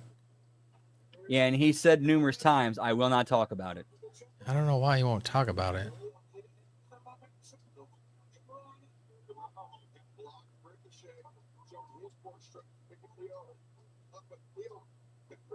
Like from what we've seen so far, at least on camera, and from what we've been able to pick up from what's been said, it just seemed like it turned into, this is not what I signed up for. This is not what I thought this was going to be.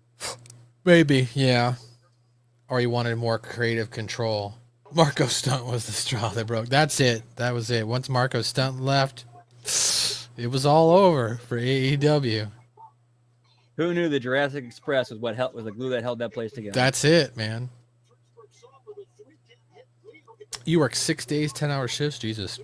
Man, I work 4 days, 10-hour shifts with 3 days off. Honestly, I think that's better. I think that's better than the 5 days for 8 hours. I agree. That's why I was happy when I got on to the 10s. I was like, heck yeah, I got a 3rd day off. Hologram. 10-man tag still to come? Oh, jeez. All right, it's going to be a long night then. Shit. Are you serious? Well, let me go look it up. What? How long is this fucking show?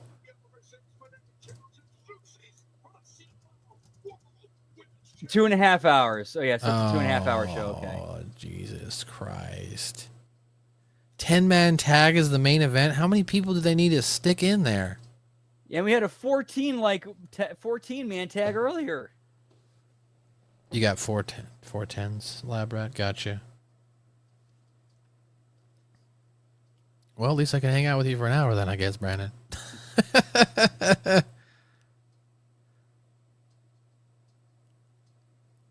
You're at 14. I think we're at 7 right now.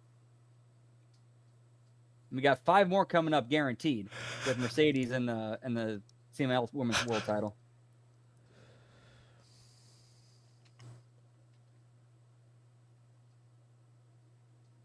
Four 10s. Yeah, it's a nice shift. It's pretty. It's nice, like while you're doing the 4 10s, though, you're like, oh, I wish I was off 2 hours before. But then you get to your days off, and you're like, okay, I'm glad I work 4 10s. Because like I work at 5 a.m. and I get off at 3:30. So like, around 1:30, I'll be like, oh, I wish I was off. But then my days off come, and I'm like, okay, thank God.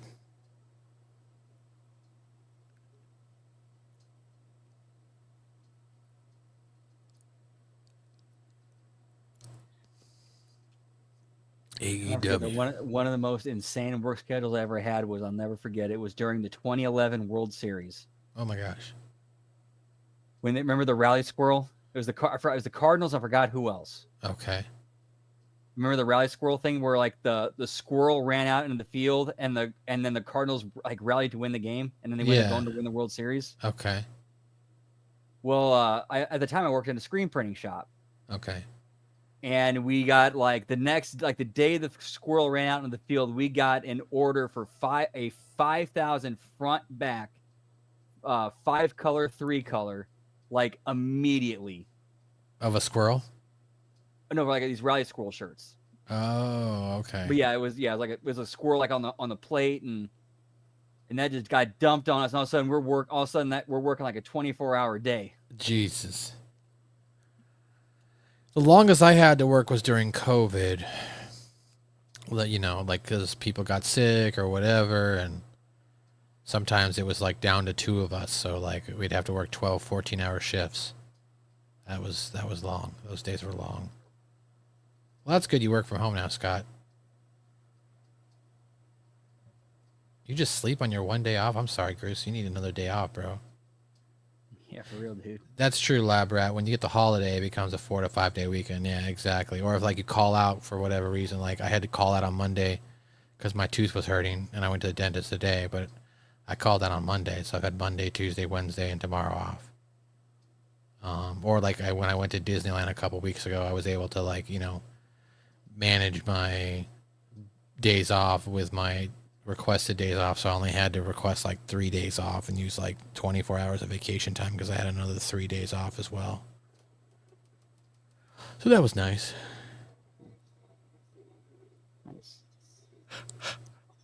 Okay, here comes 50 belt Monet. All right, so that is 11 belts right there. Jesus Christ, she's got 5 belts. Oh shit! Nope, I forgot about the Owens women's tournament belt. So that's all right. We're at 12 now.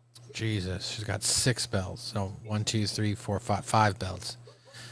She's got a lot of belts. Yeah, I forgot about the Owen Hart women's tournament belt. Like that must be a bitch for her to get through the airport with all those belts. Yeah, for real.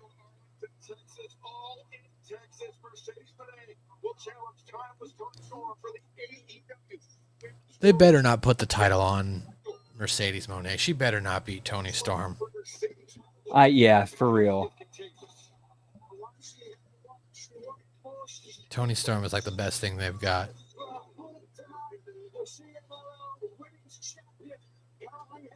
Oh my gosh, you think Mercedes Moné is going to win this one and end up with another belt? I hope not. And that's 13. 13 belts. Oh my gosh. Yeah, to be fair, I don't think we're gonna hit the. I don't think we're gonna hit the world record of most, or the new record for most televised belts, because when they were bringing the trios belts and the 2 different trios belts and the custom scissor belts for all 3 guys, and every time they'd appear, that's 9 right there. Yeah. Well, what's the record? 17 or something? I think it's over 20. Like Jesus. 20. I think like 21. Why does that belt? Why does the CMLL belt look like a fake belt? Looks like something you'd buy at Walmart. 23 says Lab Rat. Oh my gosh. Where's Liz when we need her?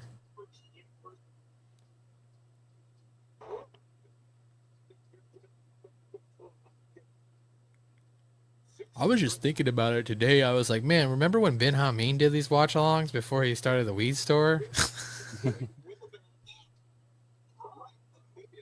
Those were great times. Those were fun times. Yeah, it's been a long time since he's done that. That's kind of why I started doing it. It's like I don't want that to go away. Yeah, no, of course.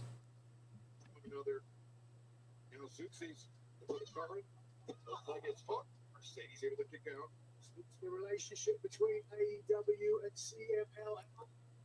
Yeah, and they brought up a lot of ROH belts on the show too. Yeah, that's fair. It's a fair assessment. Now you don't see him as often. No. I mean, does anybody still watch Ring of Honor? I mean, I don't. Not unless you got Honor Club, pal. Yeah, well, exactly. So you got to pay to watch it. I'm not paying to watch that. Who's paying to watch that? Nobody. When did Mercedes? At least Taya Valkyrie is like recognizing, okay, I ain't getting shit here, so I'm trying to build my own brand outside of this. Is she really in Ring of Honor? Oh yeah. Her and Johnny Mundo, they're both in Ring of Honor. Oh my gosh.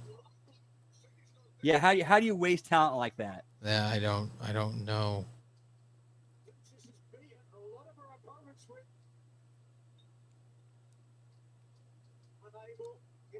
I don't know. Maybe she got some coke backstage with Tony. 9 days. Do you want to do coke with me, Mercedes? That'll be fun. I think he's saying cake because it looks like she got a little bit more booty on her than before. Than usual. Oh, cake. I thought it said coke. Of course, you know, with TK though, who knows?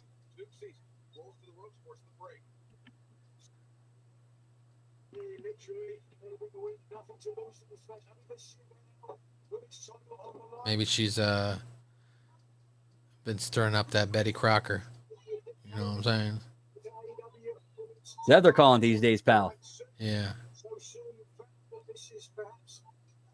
24 days away. Mercedes Moné challenging timeless 20 storms the AEW Women's World Championship. Is Beast Mordos from CMLL too? Disadvantageous position. I think so. Okay. 24 days away, which are calling the biggest. She probably has to FedEx those belts. She got the horn. That's true. She grabbed the bulls by the horn. That's for sure. All the momentum, I believe, going into this. Steps up, working on it. Frustration on the face of Zeuxis, but she is now. Zeuxis, the company suicide, the rock landing. Okay, so it looks like. The CMLL World Women's Championship continues. Don't go anywhere. Hold on, I'm looking at it. 2.5 hour Dynamite. That's crazy. Okay, so apparently Beast Mordos has not been in a CMLL since 2011. Okay, so where was he wrestling before? Triple A? Yeah, he was in AAA since 2024, and then until he signed, and then he was in Impact for a bit, and then signed with All Elite Wrestling in 2023. Okay. TNA. No, I don't think so. I think Mox is going to lose the belt to Hangman. Yeah, they're obviously building towards. I think he's had that belt for so long now. Yeah, and the fans are turning on it. Yeah, I'm tired. They've turned on it hard. I'm tired of seeing Mox with the belt. Like, I really think the original plan, or I think what like Tony had it in his head. Okay, Shane McMahon's coming on board. We can start this thing with the Death Riders, and like they alluded very early on that there was somebody pulling their strings, heavily implied to be Shane because that was when that picture got released. Right. Well, I don't know. I never really took that seriously. I took that as just Tony Khan trying to drum up, whatever. Is Beast Mordos in the main event? Yep. Oh, okay. There you go. He's in the main event. She's in the co-main event. They're banging, smashing that horn into her Monet. And she's gonna use that creative control to get him in the main event. That's it.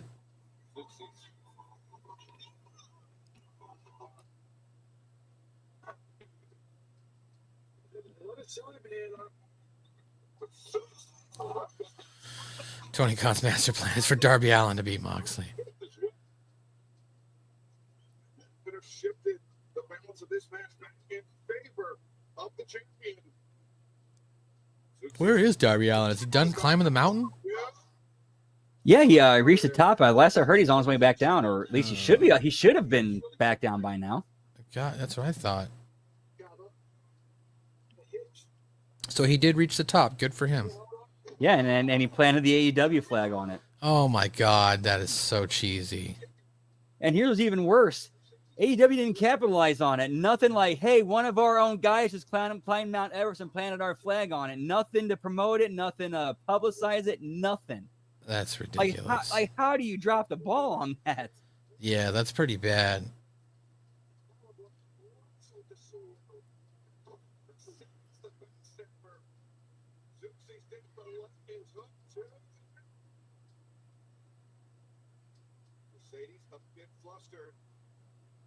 That just makes it even more impressive that both JBL and Darby Allin did it, because like that's a feat. Like that's an accomplishment. That's something you hang your hat on.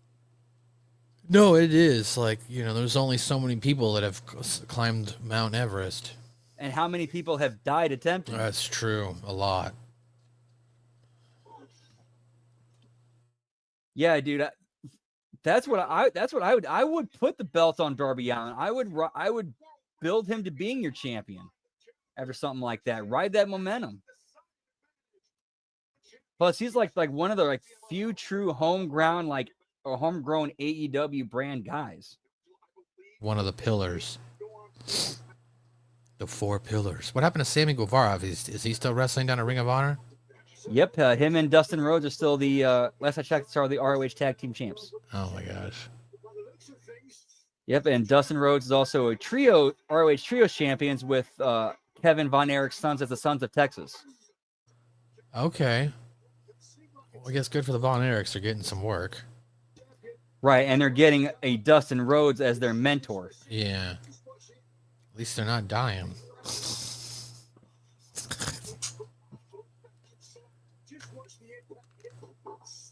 At least Kevin is still alive, for God's sakes.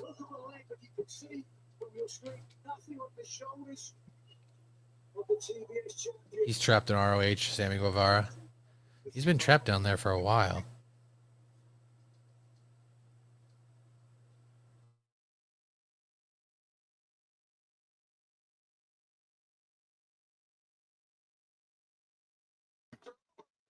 Remember the last speculation being that Mercedes Moné had a lot or might have had something to do with Sammy Guevara being sent to ROH or being regulated to ROH because of those comments he made a few years ago. That would be ridiculous, though. I thought he apologized and she accepted his apology or something like that. But again, that could just be internet speculation. Allegedly. I don't want to hit the button. Yeah, allegedly. It's too far. I have to get to it. Yeah, like I'll put it this way. I'll take what both Sammy and Sasha say, or Mercedes say publicly about the situation.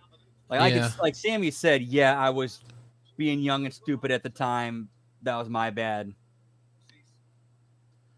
We all said stupid shit when we were younger. Tons of stupid shit. I mean, some of my friends still say stupid shit now in text messages.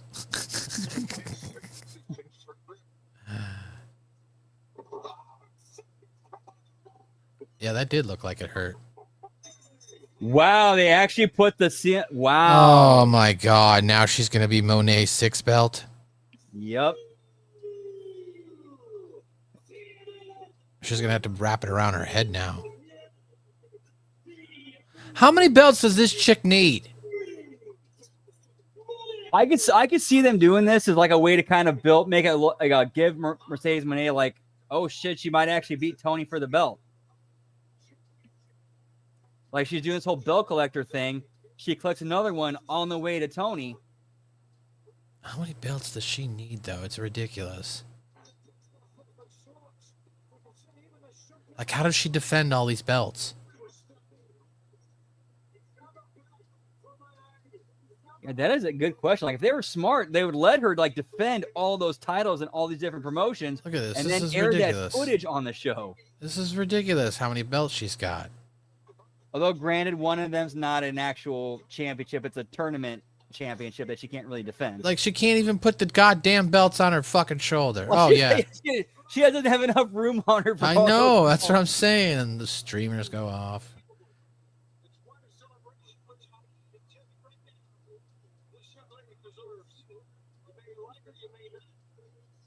You having trouble there, Aubrey? Never put a belt on somebody?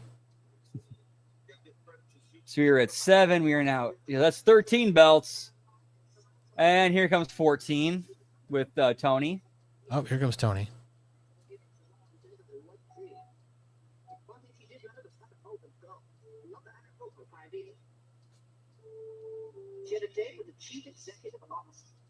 All right, now she's doing like 40s noir. What? Or now, so now Tony's doing like it's this vignette, or she's doing like a 40s noir. Yeah, I'm watching it. Thing.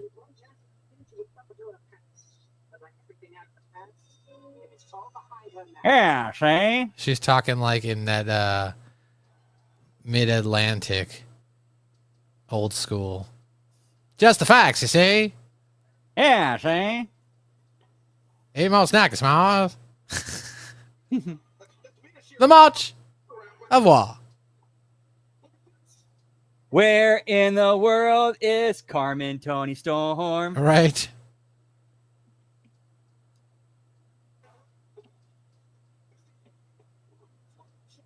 Lady in red. And no, Tony doesn't have her belt with her. It's a Tony lot of doesn't have the belts. belts. So it does not count. It does not count. You know what? Here's something that AEW does differently than WWE that I think they do better. Oh, there's Luther carrying it. There it is. Yep, there is the belt. But at least it's Luther carrying it. Yeah. You always hear the complaints about how, like, when people do the run-ins, they make sure, we got to make sure we grab our belt before we run out there. Whereas, like, in AEW, when people run in, they don't bring their belts with them. That's very weird.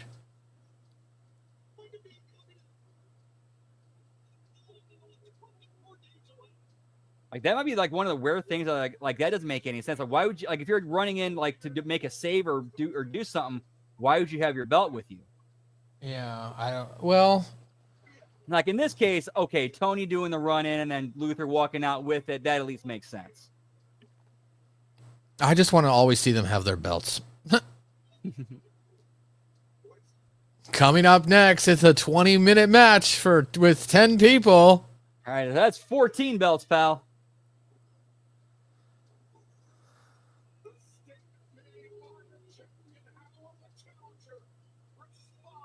Dude, that would be tremendous. Get Tony Storm in a Werther's Original commercial.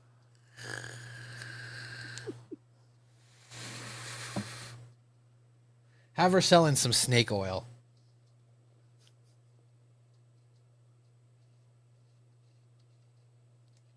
Mercedes, mommy. And another commercial break.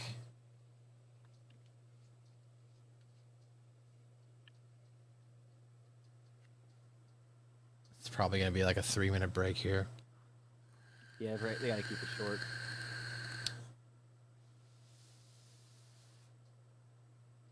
Yeah, that's true. Why run in with the theme music? I'll agree with you there, Goose.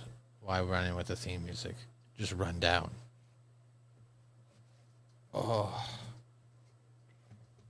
Remember that one time they went, this was a long time ago, like in the old Memphis territory, when like Jeff Jarrett's, I think he told the story before about how they try to make it look as real as possible. So like when he's getting beat down, and then Dutch Mantell has to run in for the save, and he comes out running barefoot with a towel wrapped around himself, and he's got shampoo in his hair. Right. Like he just come out of the shower, like, hey Jeff, need your help, get out there. Right. Well, I guess he really wasn't dirty that night, was he? He was clean. Get me semi-clean Dutch Mantell. Get me semi-clean Dutch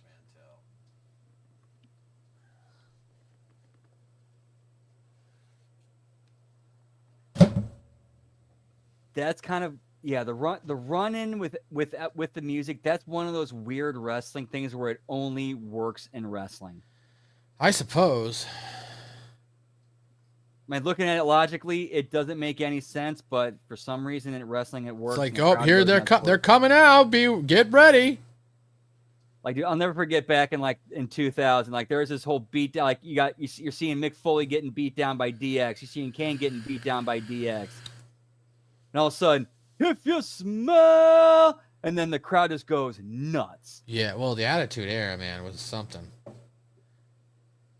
Everyone's like, oh, this is better than the Attitude Era. It's like, nah, dude, you don't even fucking know. You were not there. You were not there. You were not there.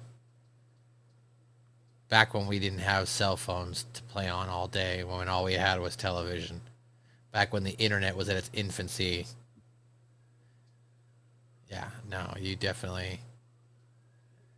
It was definitely... Yeah, unfortunately, I missed most of the best parts of the Monday Night Wars. I didn't start actually watching wrestling until about very early 2000. Oh, okay. I started watching wrestling in 1994. I was 6. So I watched... in fact, I started with WWE, WWF at the time. And then when the NWO was hot, I switched over to WCW. And I would still watch WWF, but I was more into... WCW until the rise of Stone Cold happened. Then once the rise of Stone Cold happened, shoot, I was team WWF all the way because you know The Rock, Stone Cold, Mankind, Undertaker, Triple H, Big Boss Man. Yeah, it was great. Like you had like these new stars and also some of these older ones from the past who have kind of reinvented themselves, like the Big Boss Man. Like he went from the blue police uniform to like a SWAT vest. Right, when he joined the corporation. And the Nation of Domination. There was a lot better factions back then. But granted, some of them weren't that great, such as, you know, DOA, Los Boricuas. You just texted me? What is going on? China. Someone just texted me, China. From beyond the grave, pal, what does your phone double as a Ouija board there, pal? Right.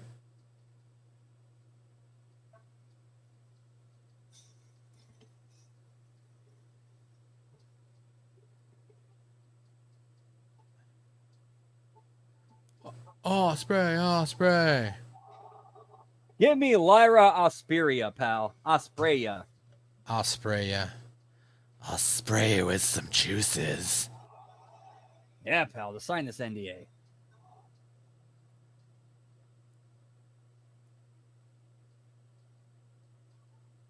Whoa, whoa,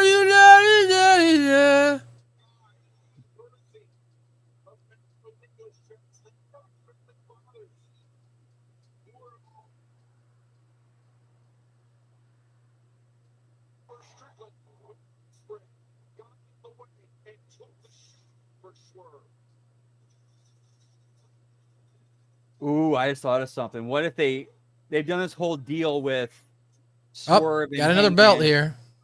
Oh, there we go. Oh shit! No, I think we got. There's one. The trios champs. Yep, there's 3. So we are at 17 belts. That's a lot of belts. When did they win the trios titles?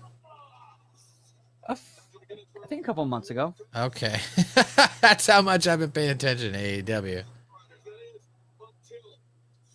Yeah, because they did a thing where the Death Riders took out Hook, so then they recruited Hobbs as the replacement.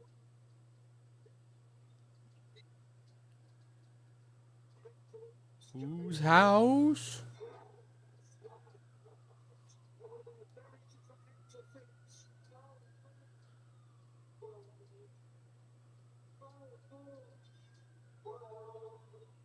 Yeah, things just happened, pal.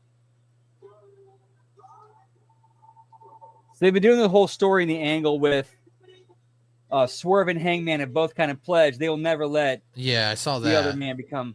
What if they end up doing something where this whole thing with the Death Riders and the Young Bucks, it becomes bigger than the both of them, and Swerve ends up striking a deal where, okay, I'll help fight against the Death Riders and the Young Bucks, but if the result ends up with Hangman getting the belt, I want the first shot. That would make sense. That would make sense. All right, so after all these people come out, we're going to have a 10-minute match? Is that what's going on? Yep. It's like WWE Raw entrances, but at least they're getting through them quicker, just a lot of them. Like, could you imagine if all 10 of these guys are taking, like, Seth Rollins' entrance time? Oh, my Or gosh. Jey Uso?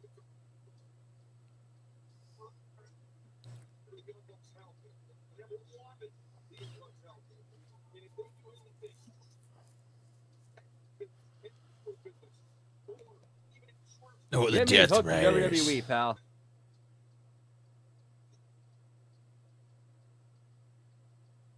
The Beast.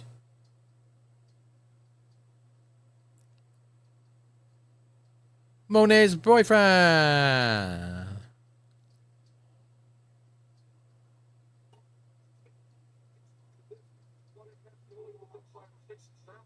You know what, though? It's not a bad thing to have a lawyer as a boyfriend. I guess. He's a lawyer?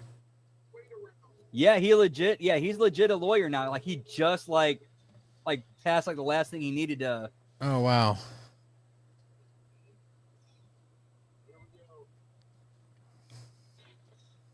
So I was like, okay, if I'm ever, like, need a lawyer, I'm hiring this dude, and I want him to show up in court in gimmick.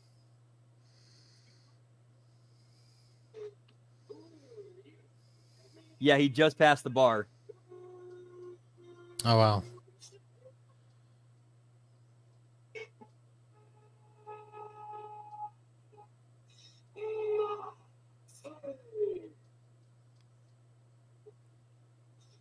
Moxley has held that AEW World Championship under lock and key. I will say, at least the Death Riders, one good thing you could say about him, they've rehabbed Marina Shafir's character after that whole you don't know me, you Right. don't know me. The Young Bucks. Nah, unfortunately, we can't really count can't count that as a belt until we actually see the briefcase. open Yeah, and we have to the actually belt. see the belt. They could always swerve us, and it's like, oh, there's something else in there. One of the greatest tag teams of their generation. Man, the Young Bucks have fallen off. So did that show B in the Elite. That show fell off. I don't think it's even. I don't think they're making any new ones anymore. No, there was B in the Dark Order for a while, but then that show stopped. I think what they become is a good point. What they are is wrestlers. How old are those guys? The Young Bucks? Yeah. They're definitely not young anymore. Matthew is 40. Nicholas is 35. They're definitely not young anymore.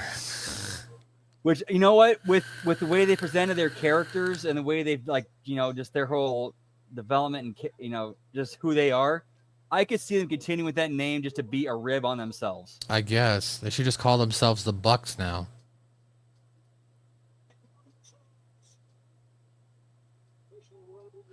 All right, so we're going to get a 12-minute match here. They're the only founding fathers of AEW. There were others that played a role in the creation of All Elite Wrestling. Oh, look, I'm going to get right up to Osprey. Well, they kind of made a vague Cody Rhodes reference on commentary. It said the Young Bucks are the only founding fathers here. I mean, there were others, but, you know.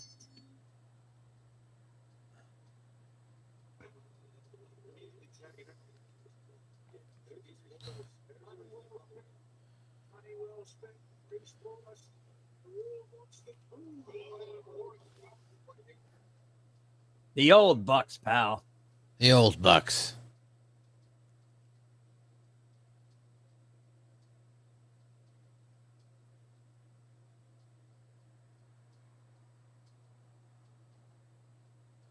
I'm actually surprised with the length of time Ospreay's been in AEW that they haven't put the title on him yet. I think it might have been more one of his things like, no, not yet, not yet. Like, let these guys, this ain't the time. I could see him doing that. That's ridiculous. Get your money, bro. He agreed, and he seems like one of those guys who's way too nice. Right? And yeah. I mean, this is the same dude who basically, like, he used the money he's been made so far in AEW to take care of his parents. Yeah.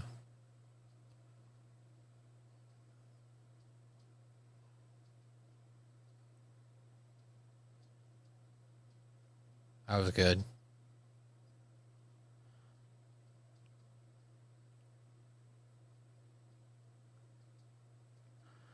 Nicholas Jackson, get it right, Tony Schiavone.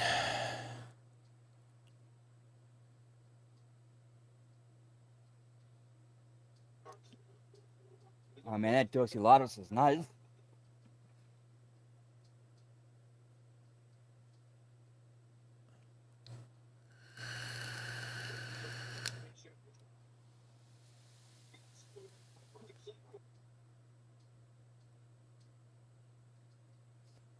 Classic Young Bucks. What happened to Taz? Where's Taz been? That's a good question. They've been doing kind of like a rotation of announcers. Okay. Like the one constant is usually Tony Schiavone. And then they'll like switch between Excalibur and Ekin Reed and Riccaboni. Yeah, Excalibur, Riccaboni, Nigel, Taz. Yeah. I like Taz. I like when Taz and Tony argue. Yeah, Taz and Tony have some good back and forth.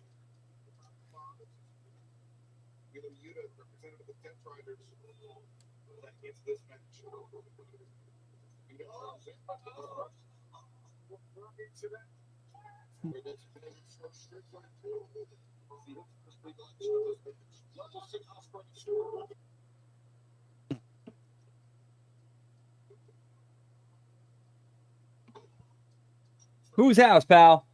Swerve's house.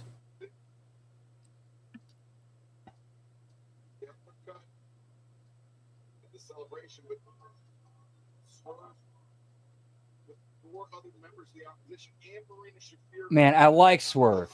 I think Yeah. he's a great wrestler. I think he's a great performer. That's kind of where it's like, I think his attitude, that's why it's like, it bums me out so much about it. Like his attitude is kind of like what I think is really wrong with like the younger generation of wrestlers, like just no respect for the veterans.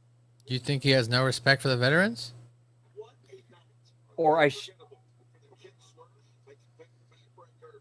least I will say with his interaction with Booker T, That's true.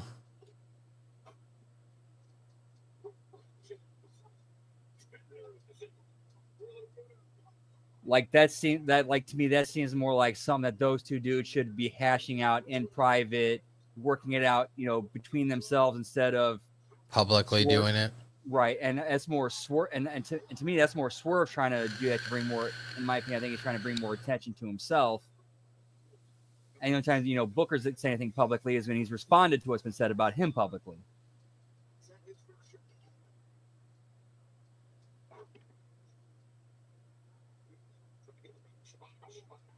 Oh, I just got more text messages about China.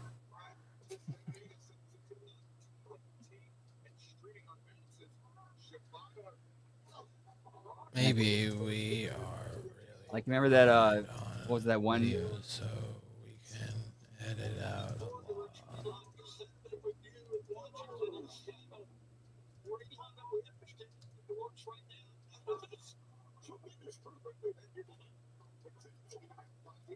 Yeah, for real, Yuta is very lucky he got in the Death Riders. Otherwise, where would he be on the card if he wasn't part of them?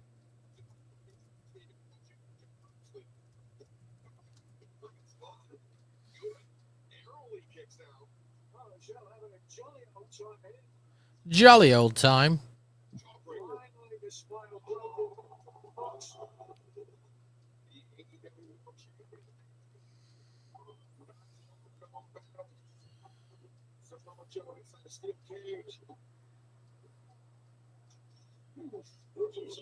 Yuta is lucky he found the D-Riders, yeah. Oh, gotta have everything break down with 6 minutes left in the show.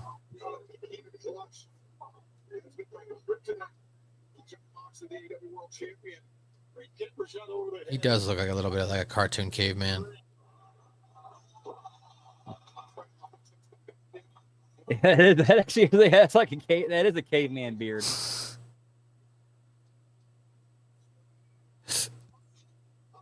Yeah, Wheeler, we're sending you down to catering. You need to put on some size, pal.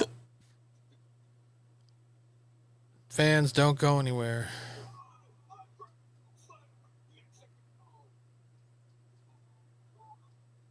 Damn, we're still going here. Okay.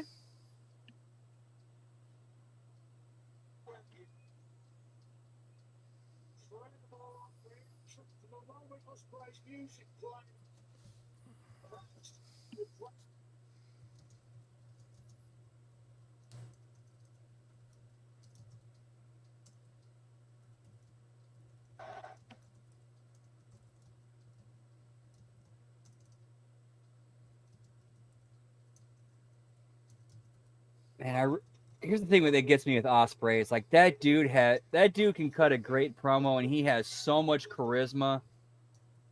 Like, why are you wasting so much of your body and your time in the business on just killing yourself to put on these 5-star matches when you could become such a huge star on character and gimmick alone?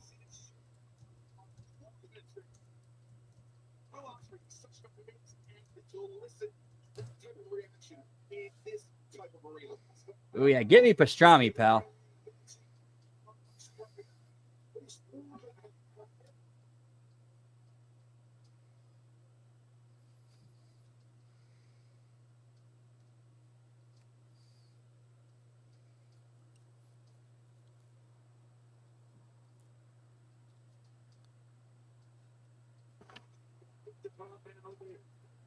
Drawing up as far as Osprey's concerned. Nicholas, the bench. The spine of Osprey. Dude, do something with Danhausen. I mean, that dude's entertaining as hell.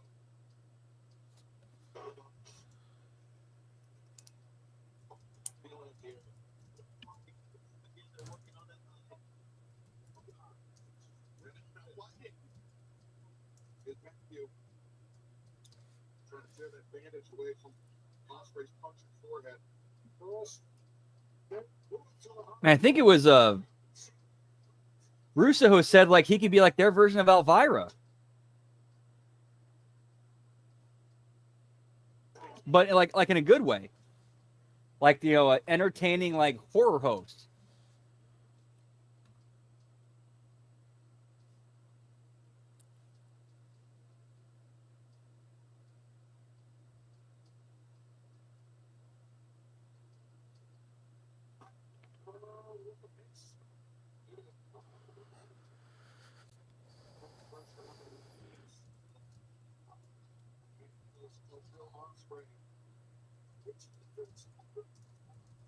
That's cool.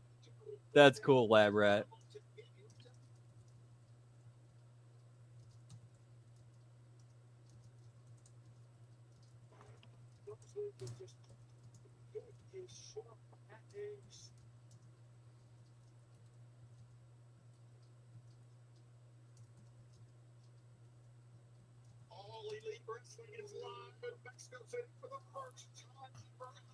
All right, well, I got a couple minutes left in the show.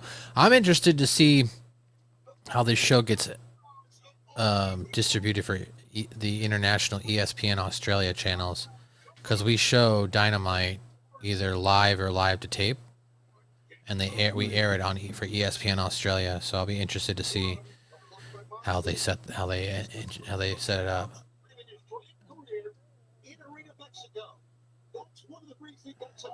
Yeah, that'll be. So it seems like AEW is getting a lot of freedom from like WBD Max. Yeah. Like one of those things where like they go to them, hey, we need to do move a time slot or move a night or change something. It's like, yeah, okay, no problem, we got you. Well, basketball is over now too, so that was a lot of, and so is hockey. You know what I mean? So TNT's got an opening for more content right now.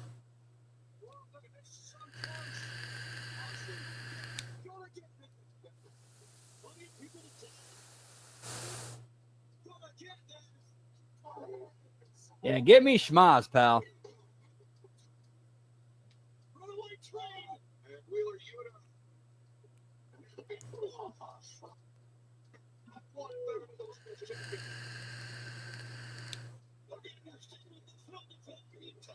Oh, now we're staying longer. That's great. Overrun on the already 30-minute overrun. Get me super overrun, pal. Short arm Larry from Powerhouse Hobbs. Down go the straps as if this man didn't need business already. The best body, with muscles.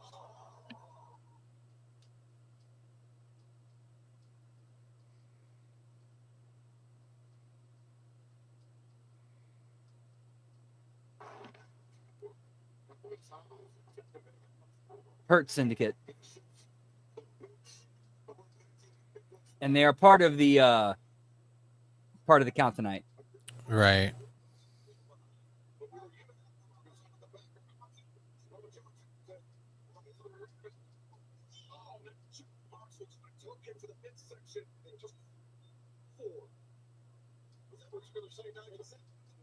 Nice. Let me go over the count real quick so I can make sure I don't fuck it up. All right, so we're at 7 going into the women's title match. Mercedes came out with 5 belts, so that was 12. The CML Women's World Title, that was 13. Mercedes, Tony, that was 15. Or was that? No, that was.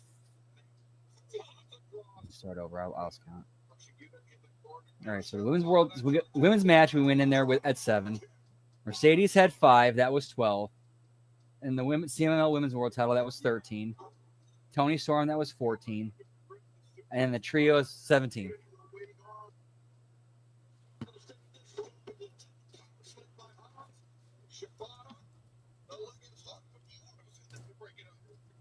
Yeah, AEW has that effect. It's like, wait, what did I just see?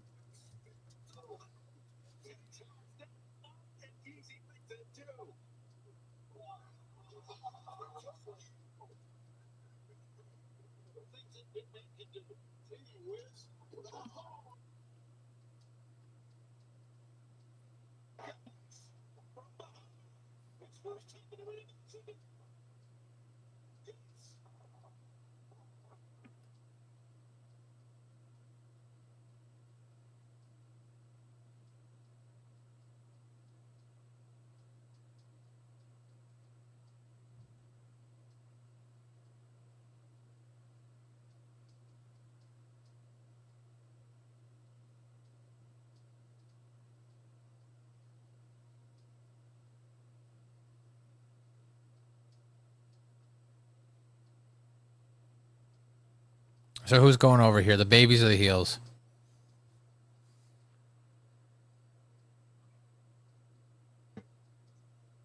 That's a good question. I don't know. That was a I'm crappy gonna Oscar. guess baby faces just to send the crowd home happy.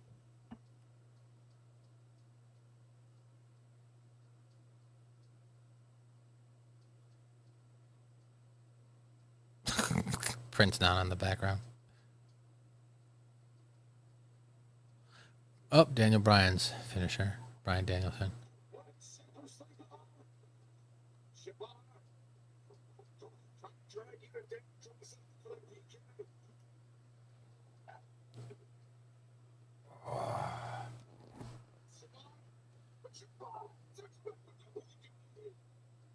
I guess there's a documentary out right now about Shibata.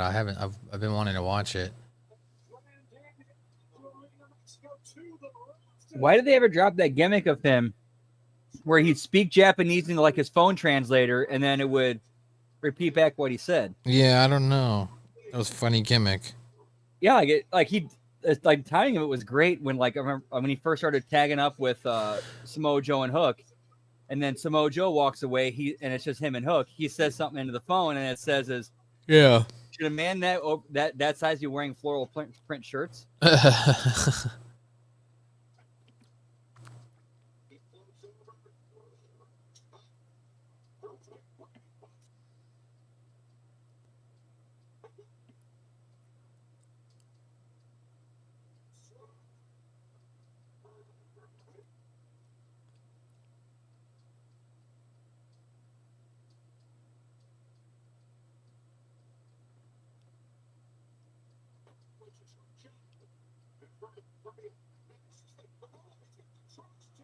Oh my gosh, that's how they have the match end, with the roll up. I hate roll up endings. They're so fucking cheesy and so played out in AEW. Well, to be fair, it was a roll up with the tights, but still. Still, it's like always a roll up, up a roll up, up a roll up.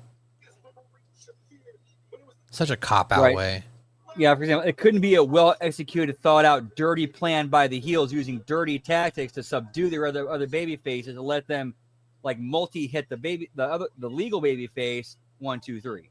Right. That was a crappy super kick.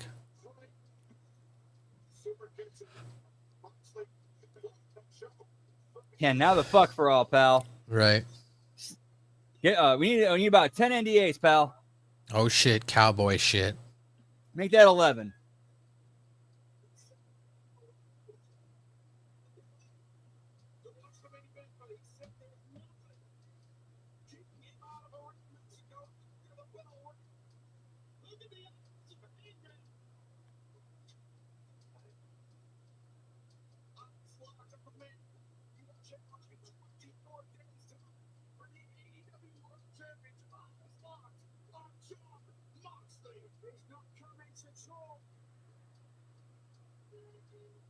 Up, head to head. Got to do the bump to head.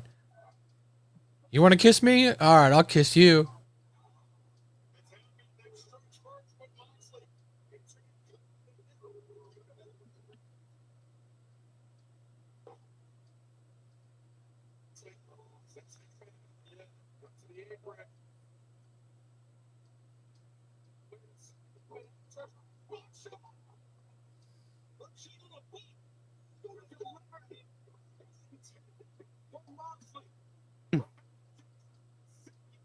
You know what? I like how Hangman's playing it up of, yeah, I didn't mean to hit you, but at the same time, fuck you for the shit you pulled.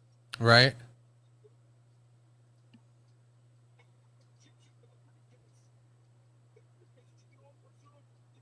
Yeah, you can only assume that it's in there because we don't ever see it.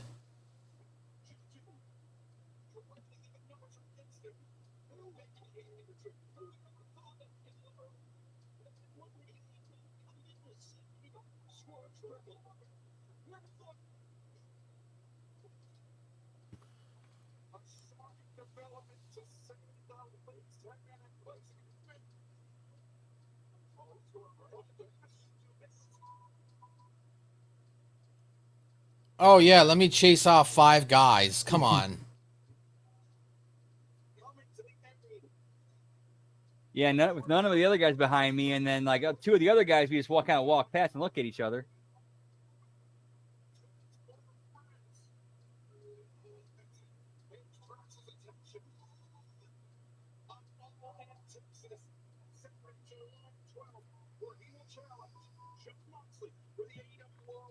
You've seen Dragon Ball Z, right? Of course.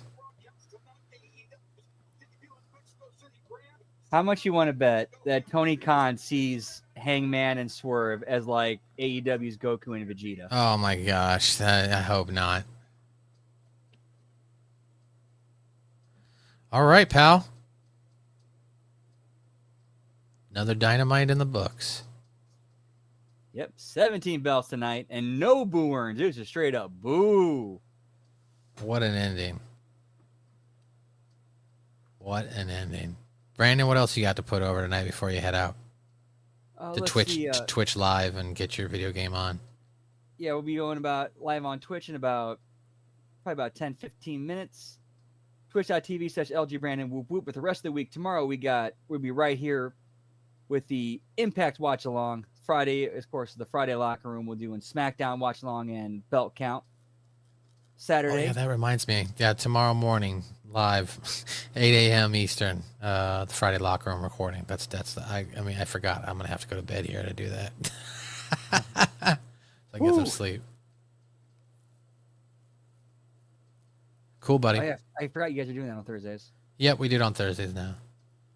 And then, yeah, the Smack Attack on Saturday, HMG Wreckage on Sunday, followed by the Impact Attack on Monday.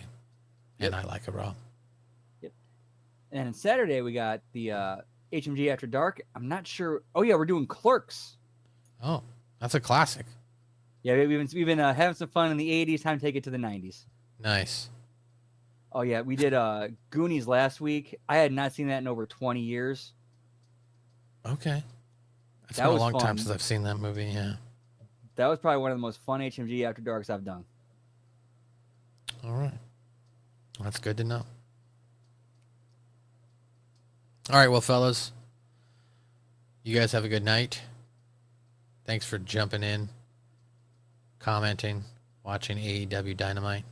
Thanks, Brandon, for having me for the last hour.